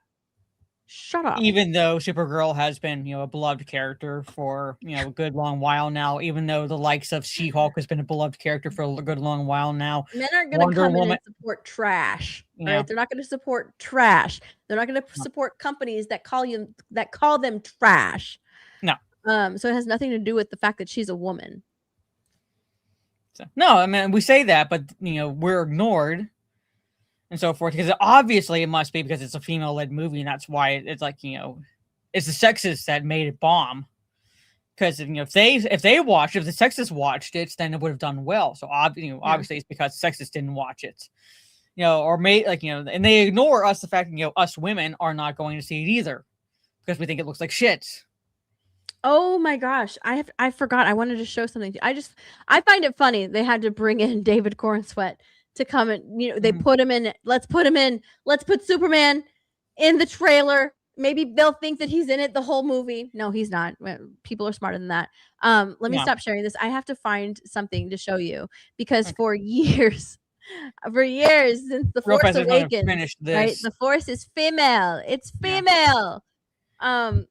They've been trying to pull in that female audience, and I think they've failed. I need to show this to you because it's so fucking funny.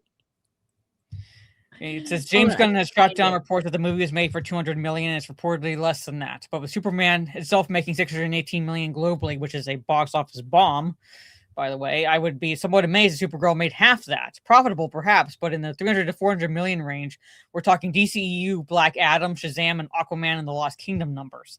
Not great. See, I don't buy this for a fucking second until I see like the tax,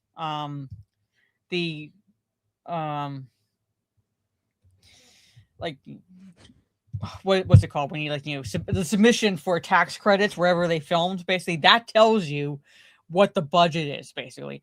And Superman had a budget of $360 some million, a bit more than that basically, because of you got 10% tax credits.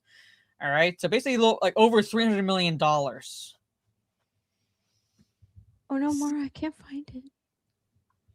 So I'm waiting. I don't believe a damn thing that James Gunn claims because WB and James Gunn would not admit that the Superman movie costs way more than the budget they were claiming. When even the Amazon CEO, not Amazon, but Netflix CEO, Netflix of all fucking places, is naming Superman as underperforming. Netflix cited Superman as underperforming.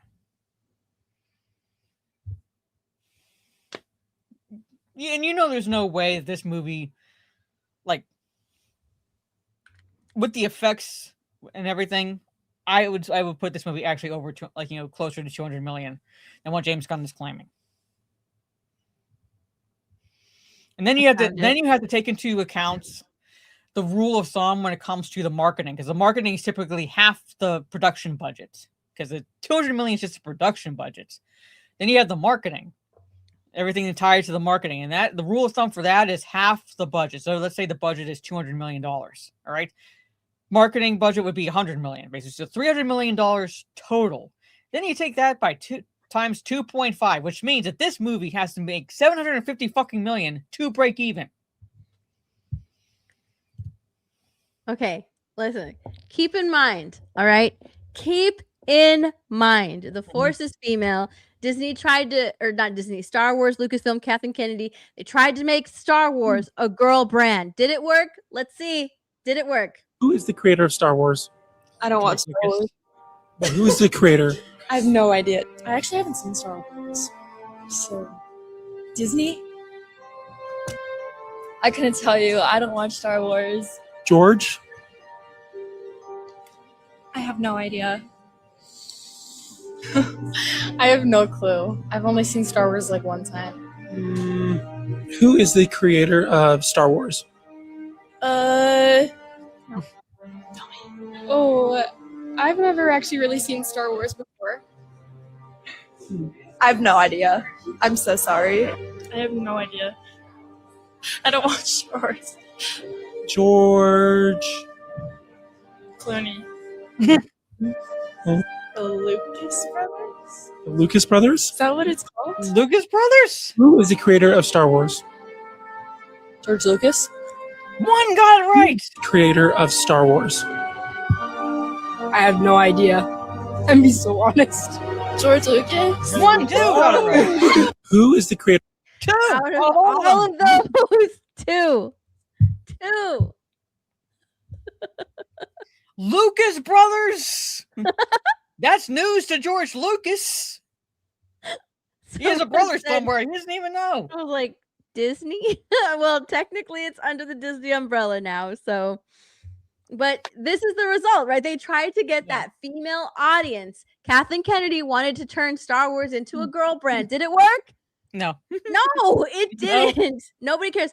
I don't watch Star Wars. I've seen one Star Wars.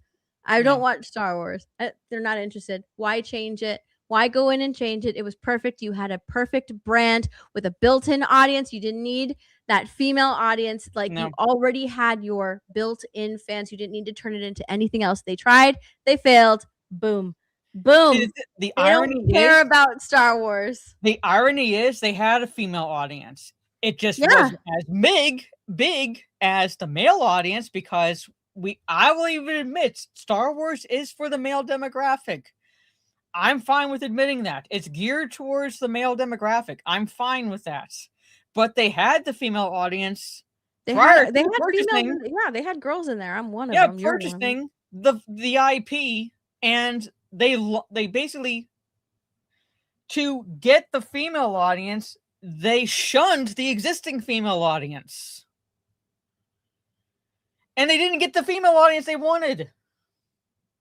So good job. You lost the entire female audience. All right. I know it's technically Disney, but I don't know who made it. It was not Disney at first, I don't think. Who is the creator of Star Wars?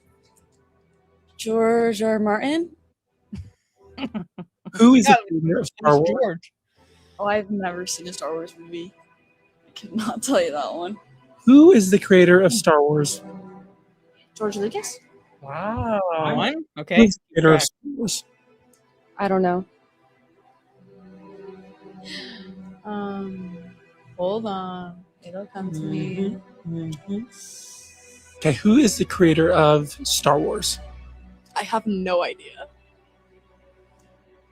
Oh, why can I not think of his name?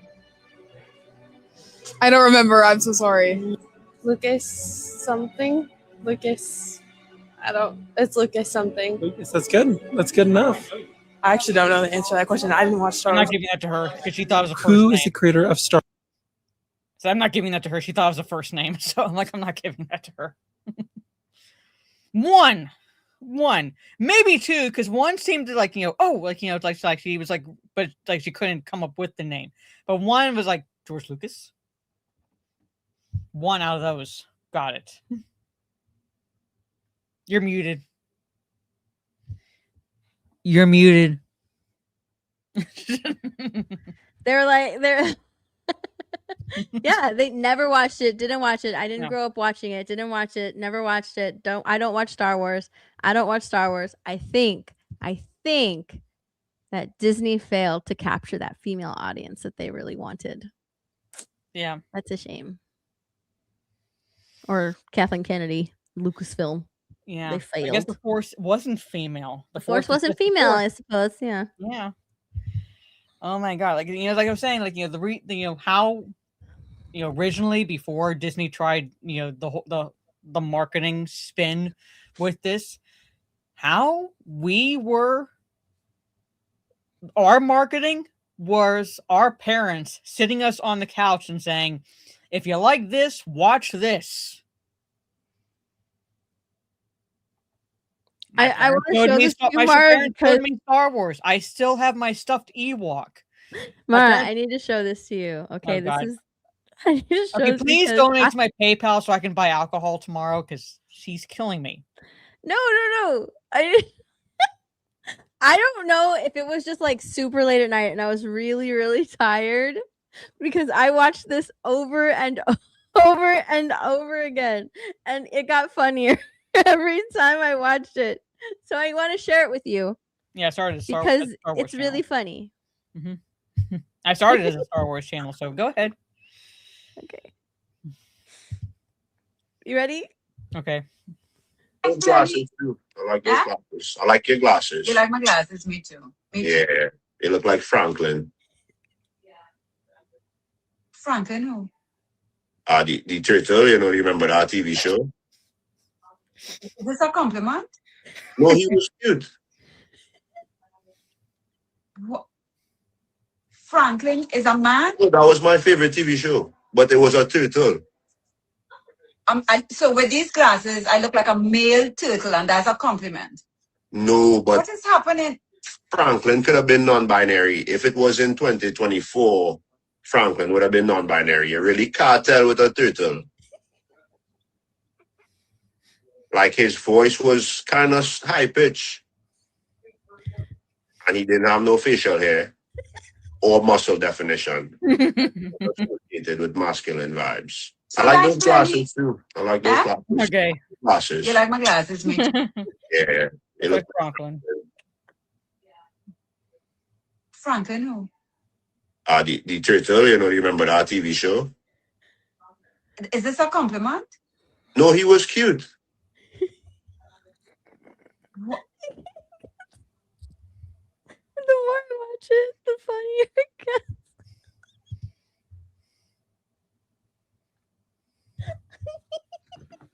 I don't know. What's I mean, I funny? get like he's trying to be genuine, but But no, it says this version the gag is Franklin ain't wear glasses. This is not Franklin the non-binary turtle. She said, what is happening? Oh my god, I watched this so many times. The Jamaican accents make it funnier. He's thinking of Arthur, not Franklin, because Franklin didn't wear glasses. I don't know if that's any better.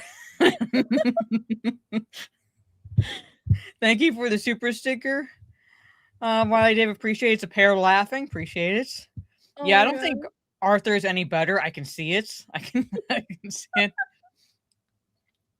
This was so fun. I kept watching it over and over. The way he said, like, you look like Franklin, like so matter of fact. Like, and she's like, what?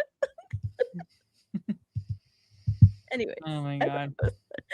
When I saw this, I watched it over and over, and I was like, I need to show this to Mara. You look like Franklin. I'm not surprised that you watched it over and over again. You look like Franklin. I have one more Supergirl article. Sorry. Franklin. Yeah. Getting close, fairly close to the 2-hour mark, but where are you? All right, so here's the title of the article.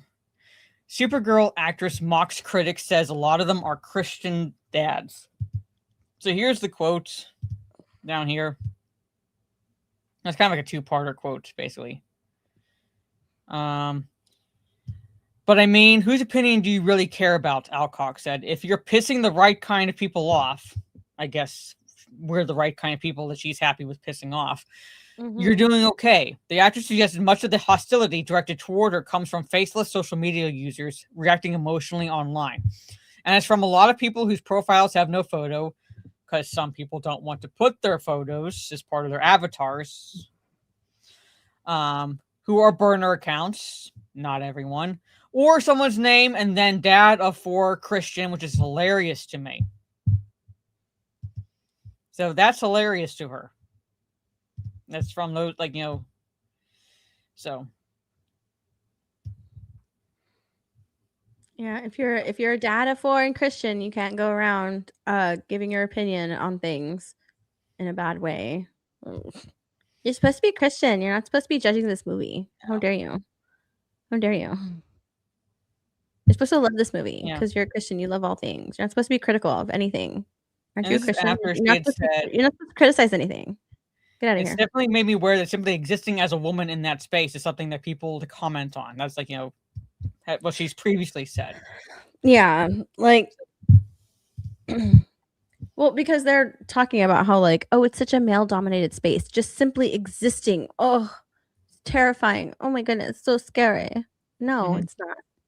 It's not. Like, you just have to cater to that audience and not talk down to that audience, not talk bad about that audience, and appreciate the audience. And I think that Hollywood just doesn't do that anymore. They don't do that. No. They don't appreciate the audience. It's more like, give us your money. It doesn't matter what we give you. You're lucky to Pretty even much. get what we're serving. So Mhm. you better like it, and you better give us your money for it. And how dare we're going to shame you if you don't. So yeah, that's pretty much what it is. And I'm like, anticipating the articles where it's like, the spin for why it did poorly. I'm waiting for the cope as to why it doesn't need to, like, with the Mandalorian, doesn't need to be a boxing, just, break box office records or anything like that, even though it's supposed to be a Star Wars movie. I'm like waiting for the cope, and I'm waiting for the seething that's going to happen when this movie. I'm not going to say underperforms. I believe it's going to full on bomb at the box office because I've not seen any hype for it. I'm not saying people aren't going to go see it, but not enough people is going to go see it to get it to the point where it at least breaks even. I'm also going to be watching the international box office because even with Superman, somehow the domestic box office did better than the international box office because overseas, they preferred to watch dinosaurs with Jurassic Park Rebirth than they did Superman movie. When you have when you have China, which is arguably the next, probably bigger than the United States in terms of domestic box office. When you have China, it's like barely giving any chance to watching Superman and preferring to watch Jurassic Park Rebirth. You think they're going to be hyped for this? When you have China pushing Zootopia 2 to the $1 billion mark in in a very quick amount of time when Zootopia 2 dropped. China loves Zootopia. I know, I'm just saying, it's like they barely gave Superman. Superman should have. I'm not saying Superman should have done as well as say Zootopia 2, I guess, in Chinese box office, but it should have done better than what it did. And even China turned their backs on Superman. So what makes these people think that this movie is going to do any better than Superman? It's going to do worse than Superman. I know. They had to bring in Superman to help this movie. So I'm saying, they're saying, that $300 to $400 million for this movie would be not a success, but it wouldn't be bad. And I'm like, no, that would be bad because that would be this movie bombing at the box office because it wouldn't even be close to breaking even for what it needs to make. Because again, what Forbes does, what the shills do on X is that they look at just the production budgets of the movie and they ignore their marketing budget. And when you try to point out that you have to include the marketing budget into with the production budget as the entire budget, they they ignore you, or they insult you, or they get their little minions to dogpile on you on X. I tried pointing out the tax forms for and everything, and people still wouldn't believe it.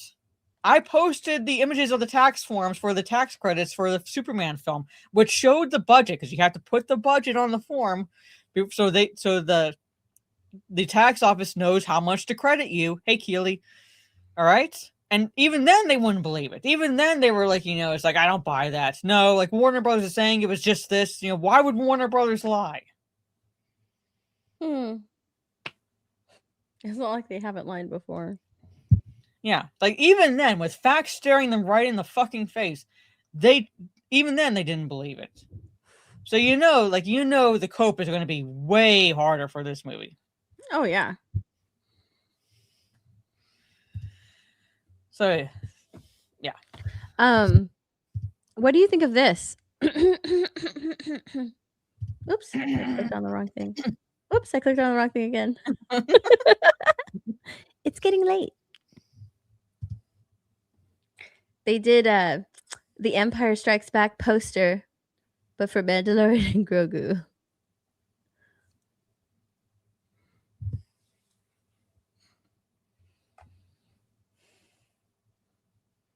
Is First this of all, like an first of all, official first of all, poster, or is this like a kind of a fan art kind of poster? it's fan art because Okay. first of all, F you, because the artist who does all of these amazing posters passed away, didn't he? Yeah. Yeah, but like this whole style and everything, he passed away like last year, I think it Mhm. was. Was it last year? I'm pretty sure I it had was to, last. I had to look it up. It was fairly recent. But yeah, it's weird, isn't it? Because in the Empire Strikes Back poster, you have Han and Leia, lovingly looking at each other because they're falling in love, and now it's the Mandalorian and Grogu. And then because the cast is so small, where it just exists of the Mandalorian and Sigourney Weaver. Yeah, and you have Luke on the Tauntaun, but you have the Mandalorian again. On the Twice on the ATST, same I think that's supposed to be AT. Well, no, not an ATST, but or is it a skeleton of that? No, it's too small. One of the walkers, or like anyway. Chewie, iconic characters. Chewie, C-3PO, Yeah, R2-D2, and then and the it's Boba Frick family. Iconic villain, Darth Vader. Mm-hmm. The twins. Like completely forgot what their names were, but the twins. Yeah. Yeah, it sucks. I was like, there were so many people that were praising that poster, and I was like, no, cut it out. I don't consider them people because people I care about. So that wasn't Rada. That wasn't Rada on the poster because that's the villain. Those would be like the bad guys. Rada wasn't bad a villain. guys. Yeah. You expect Hollywood to math. Studios get bailed out all the time. Political parties won't let their cash cow donors crumble. Oh, I know that. I'm just saying, I'm talking about the people that refused to acknowledge the facts that were before their face and chose to listen to the lies Warner Bros. Was telling about the budget for Superman. It was cost $225 million to make, basically, so it just needs to make this. And I'm like, well, you're forgetting the marketing budgets. No, no, that doesn't count towards the overall budget. Yes, it does, because Warner Bros. Is spending money. No, it doesn't. No, it doesn't. Oh, look, more Superman, crossed the $600 million line. That's a success. No, it's a failure, because it didn't break even. That's like pretty much the entirety of when the Superman movie came out. My experience with dealing with those assholes that refused to listen, to actual reason. So, oh yeah, low blames, Toy Story, Minions, whatever. Because Supergirl has competition. I don't know why they're releasing it in a month where it has a lot of competition. So, but anyway. So the only other article I have, I do have the Spartacus one. I haven't watched the Spartacus season, but apparently it was canceled after one season. Oh yeah. Like this, I don't know if any of you watched it in the chats, but Spartacus House after canceled by Starz after one season. So I can't imagine why it's canceled. Yeah, so it says the Spartacus sequel could not match the buzz and viewership levels of the original 2010 series. Additionally, the makeup of the follow-up's audience did not quite align with Star's focus on women and underrepresented audiences. The sword and sandal genre is inherently male skewing and popular with white viewers. Still, like its predecessor, House of Usher, features a diverse cast with storylines that feature prominently women and characters of underrepresented backgrounds. Examples include powerful black gladiatrix Aquila, played by Tanika Davis, as well as multiple spotlights of LGBTQIA+ characters. I can't imagine why it failed. Yeah, I can't imagine why it bombed. I mean, just this image alone, ignoring the whole diversity shtick. I mean, it just looks bad. It just looks like no effort was little to no effort was put into at least the men. Look what the men are wearing. But a lot of effort was put into this shit where the woman is. But the men, let's just throw a cloth on him, call it a toga. Just proves this was a feminist girl boss version of Spartacus. with tons of dangly bits in every scene. Yeah. It just, yeah, like it looks like C-Trace. Like it looks cheap. It looks like they didn't put Well, it's not any like legitimate what effort into it. I mean, genuinely, all of these shows look like shit, but Mhm. and it's because like the costume designers and the costume artists are crap compared to what they were like back in the day. Yeah. But at the same time, their focus on gays, underrepresented groups, focused on like diversity in the casting, as opposed to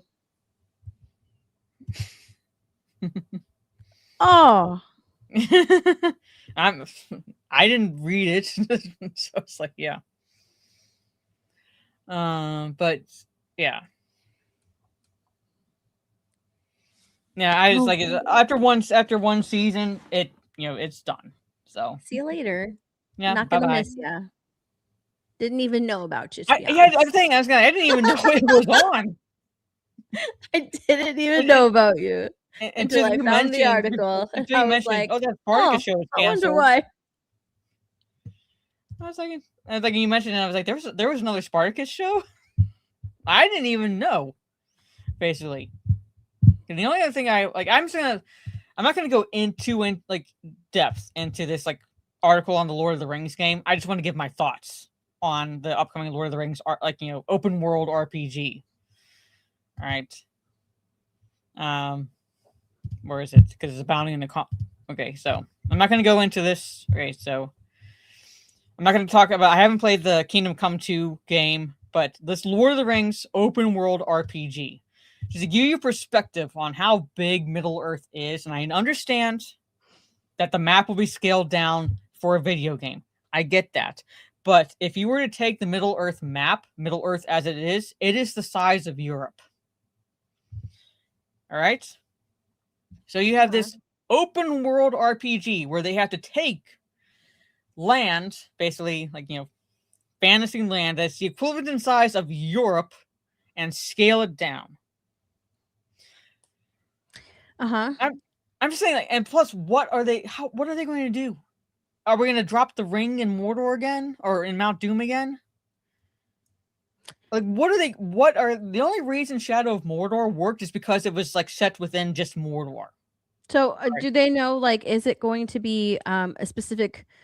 Is it going to follow like the movie storytelling, or is it going to have a different type of storytelling? Because, like, I imagine it's going to be something like Hogwarts Legacy, where like that world is big, but you can travel through like flu ports, and you can get to places fairly quickly, traveling by flu powder. So, one we don't have. Or you can, or you can like take the long way and just fly on your broom, or ride a Thestral or something like that. Well, the only way that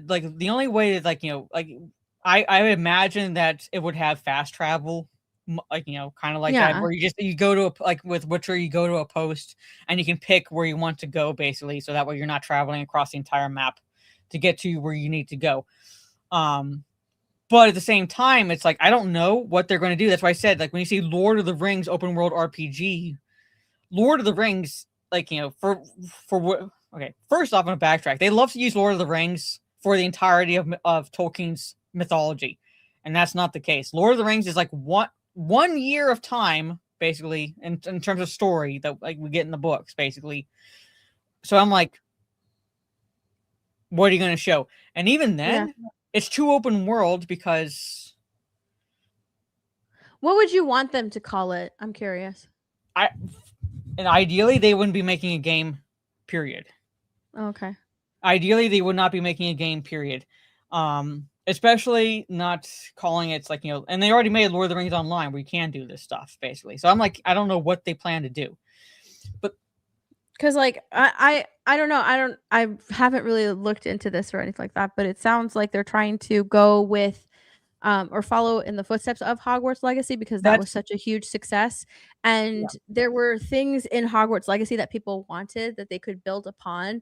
And they're doing that with the second one, Hogwarts Legacy 2. Do you think the reason why it worked with Hogwarts Legacy and it won't work with this is because, well, you either have to play as an existing character, and at that point, you'd be Well, in retelling. Hogwarts Legacy, you didn't have to do that. You were Well, just sorted into in houses. Lord of the Rings, you would have to. You wouldn't have to. You could be a You hobbit. would You have could to be because like a then specific you'd be creating a creature. non-canonical character within the story of Lord of the Rings, which wouldn't work. I'm wondering if they're just using Lord of the Rings because that's just something that is familiar to people, but they'll use like they'll set it like I don't know. Because You can't. There's remember no when way they you had that can. remember when they had that game that was horribly done, the one about the Shire. What was it called? Was it called the Shire? Tales of Hobbits the of the Shire, Shire or something something like that? Was it Tales of the Shire or something like that? I don't Tales know. of the Shire? I'm just saying it can't work with Lord of the Rings because, especially if you said it within the story itself of Lord of the Rings, it won't work. You cannot create a new character. You cannot create a new character and expect to be able to travel open worlds. Basically, you can't. You could do it with Hogwarts because they said it at like a certain time outside of the books, so you can like do whatever you wanted to do. But if they said it within the books, you can't. That's what I'm Are they saying. going to set it within the books? I don't know. That's the thing. I'm saying if they said it Okay. within the book, they can't. You can't create a new character because then it'd be going against How much is everything. known about this movie? Not this game, nothing much right now, other than Warhorse is doing it, and Warhorse does not have a good reputation, other than with the Kingdom Come games. That's all we know. That's why I'm like, that's what I'm saying. It's like map scale aside, what are you going to do? Because when I look at that and it says Lord of the Rings open world RPG, like it reminds me of Hogwarts Legacy. Like that's where they got the idea of doing, well, what can we latch onto that people can recognize, and we can do an RPG open world game that people will recognize, latch onto, and be just as successful as Hogwarts Legacy, Lord of the Rings. But will it work the same? I don't know because. And like I said, that's why I would need more Yeah. information because I don't see it working if they said it within a certain time period. The reason why the movie games worked the way they did, because I played the original Xbox games of Fellowship of the Ring, Two Towers, and Return of the King. The reason why those worked is because they segmented it. So in one segment, you were playing as, like, say, Legolas and you chose between Legolas, Gimli, and Aragorn, something like that, for a segment because you're in a certain point in the story. They separated it. They segmented it so that way it flowed like it was flowing as the movie. That's why I'm saying, like, Lord of the Rings, I don't see working at all open world if they're going to set it, because they don't have rights to Second Age stuff, from what I can tell. So they have to stay within the Third Age, and the most known story within the Third Age is like basically taking the War of the Ring, which is what it's called, basically, was when Frodo takes the ring from the Shire to Mount Doom, there and back again. So, and as I'm saying, the reason why Shadow of Mordor worked is because it was within just Mordor. It was just within Mordor, so it was like within like one segment of the map. You didn't travel from Mordor to Gondor to Rohan or anything like that. You stayed within Mordor because you were taking out the orcs behind enemy lines. Anyway, I would I'm following this basically because if they do it the way I think they're going to go, it's not going to work. Well, we'll see. So, I'm just saying.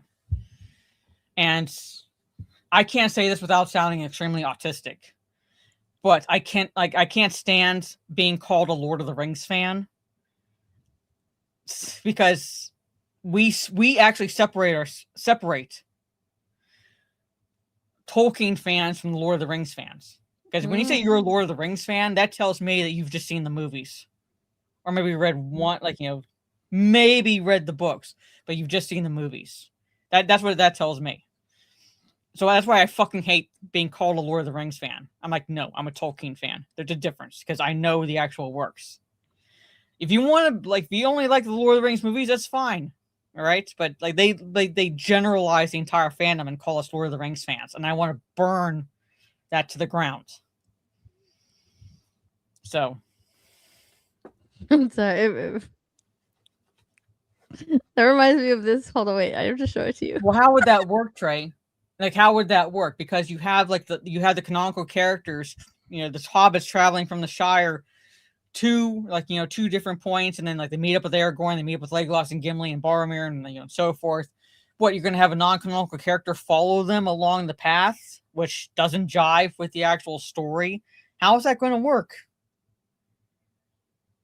And if you create a custom character, like, and you travel all across the open world, what's that character going to be doing? You can't be doing much of anything.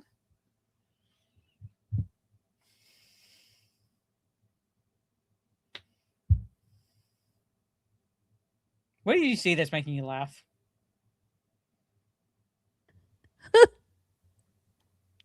Wait, hold on. I need to. I laughed so hard. It was so funny. Look. Hold on.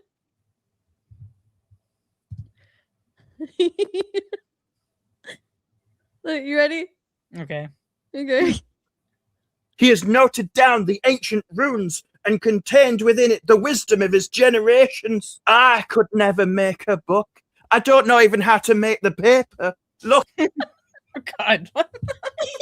It unfolds and it doesn't break. The magic of the ancient tomes.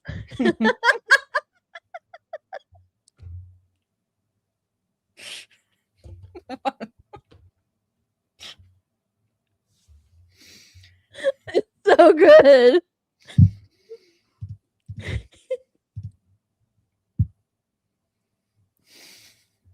There's context to that clip, I swear. Well, we're not going to play within context, Disbrew. You gotta learn that. Disbrew needs to do some voice acting. That was so good. That's my favorite part of that whole video. Anyway, but that's all I had. Is all I can, and we hit we're past the 2-hour mark. We generally go for roughly 2 hours. So appreciate you all being here. Thank you for the super stickers and the super chats and the conversation in the chats. Tomorrow's is Memorial Day, so happy early Memorial Day. I plan on spending it with my family, and then I gotta create the thumbnail, but jumping onto a stream in the afternoon playing Lego Batman Legacy of the Dark Knight. But before I give my outro, continuing that, Steph, let everybody know where they can find you and all that fun stuff. I'll be on Film Threat tomorrow for Versus, as always. And I don't know if I'll be doing G&G Daily tomorrow, but I'll be doing G&G Daily for some days this week over on Geeks and Games. Wednesday for sure, but because everybody's out of town, I'll be helping out with G&G Daily in the morning time. So you can find me there and on Twitter and Instagram. Come and say hello. And I think my final act for tonight will be to take a third shot, even though we didn't get 25 and over, but that's okay. I feel like taking a third shot. I've been staring at this whiskey. And like I said, if you donate to my PayPal, that'll be going towards alcohol I'll be buying tomorrow, which I will drink on stream while playing Lego Batman. But it won't be an afternoon stream per se, Trey, to answer your question. It'll be closer to late afternoon to early evening. But I want to try to start it on the earlier side so I can go for a longer stream than what I normally do, basically, since I normally can't stream on Mondays. But tomorrow, my plan is to stream the Lego Batman game. I have to create the thumbnail, so I'm going to be taking care of that. What? Oh, go ahead. I was going to say Tuesday, no stream because I do have the live lecture that evening. I just don't have lectures tomorrow because it is Memorial Day. Wednesday, Lego Batman. Thursday, reading stream. I'm currently reading through Agatha Christie's Evil Under the Sun. The crime has occurred, and now the investigation, to include Hercule Poirot, is progressing. They've questioned the first suspect, and they're going to question each individual suspect. And what I do is I write down a summation of the suspect's accounts, and I post it in my Discord so you can follow along with each account and figure out who done it. I have to try to find it. Musashi. Anthony Way says, Steph, did you get the game yet? Finally. Yes, it finally came in. So I'll be streaming that tomorrow as well on kick. But this is my final shot this evening. Thanks for hanging out with this chat. It was a lot of fun. I'm gonna write This whiskey that is so down. good. I'm gonna get some more. I can't think tonight. Bloody Mary. That's what I want to get. Musashi.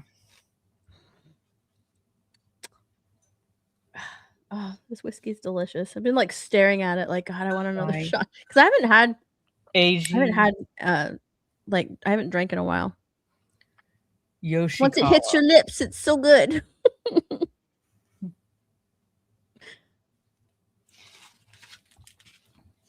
She's Is white girl is wasted vodka now. a whiskey? No. She's white girl wasted now. Anyway, I want to break down the book title before I had to find my copy of it. If not, I can't find my copy of it. I gotta buy another copy of it. But at some point, I will read the original Jurassic Park. But anyway, so basically 3 gaming streams this week, at least 1 reading stream. I don't know about Saturday just because I don't know when I'll have the time, if at all I will be able to do it Saturday. But there it is. And then Sunday, Talking Ready to Us will be on her channel, so she gets to pick the topics next Sunday. And I get to suffer along with the chat as she talks about, like she did last Sunday. Like What? the Mandalorian Grogu makeup and Crocs and Bath and Body Works stuff. Oh yeah. I almost went to Bath and Body Works. Was it yesterday? I think I almost went to Bath to see all the stuff. I was like, you know what? Maybe I'll just buy a soap because I had a coupon and then I completely forgot about it. So I didn't go. I believe that. I believe that entirely. But anyway, Chad, thank you for hanging out with us.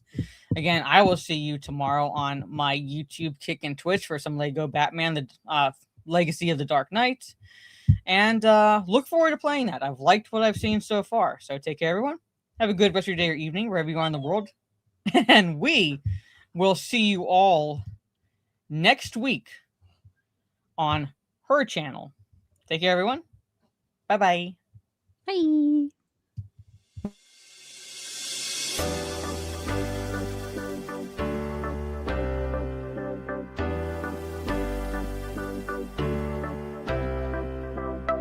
Look at her blowhole. She has a fucking blowhole. What she's is that? She's a glory hole on her head. I can't do anything until the actual police get there. So I'm like, what are you? Even I was like, what are you? So stupid. If you're a bigot, if you don't find this appealing. Oh man, then I'm a That's fucking what bigot. I'm 100% because this is disgusting. Right here. Proud bigot right here.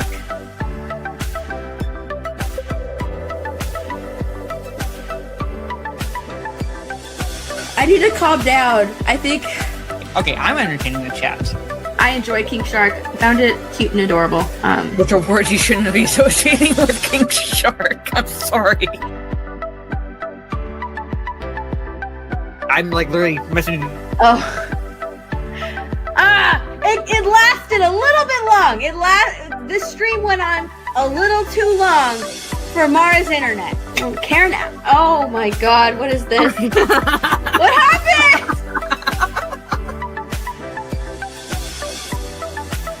I've taken over somebody's studio. And you know what? I'm a little upset. I'm not upset. I'm not upset at all. All right, well, I'm a little upset, but I'm not upset. I'm not upset. You rampant slag. He listens to metal. Oh, I really insulted him. Yeah, you did that. Fantastic Beast rhymes. Fantastic. Jesus, fuck. I can't talk right now. What do you think they do at the Ministry of Magic? I'm just saying you're saying it's been a perfect system for 1,000 years.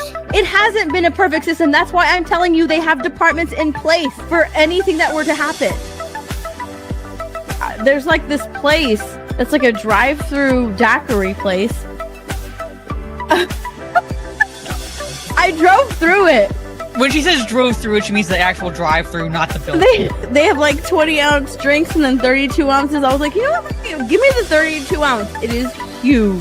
That's what 32 ounces is. 32 ounces is like 4 glasses. I didn't realize. Hi, I'm Jason. Oh my and God. This is Momoa. I imagine you did laugh way too hard and too long at this. Mara is my ride or die. I love Mara. I absolutely love that intro. What? Oh my god. Oh my god, that was close. Mara. Oh no! What is that? Oh my God. Are you okay? Mara, what channel is the stream on? Mine. You rampant slag.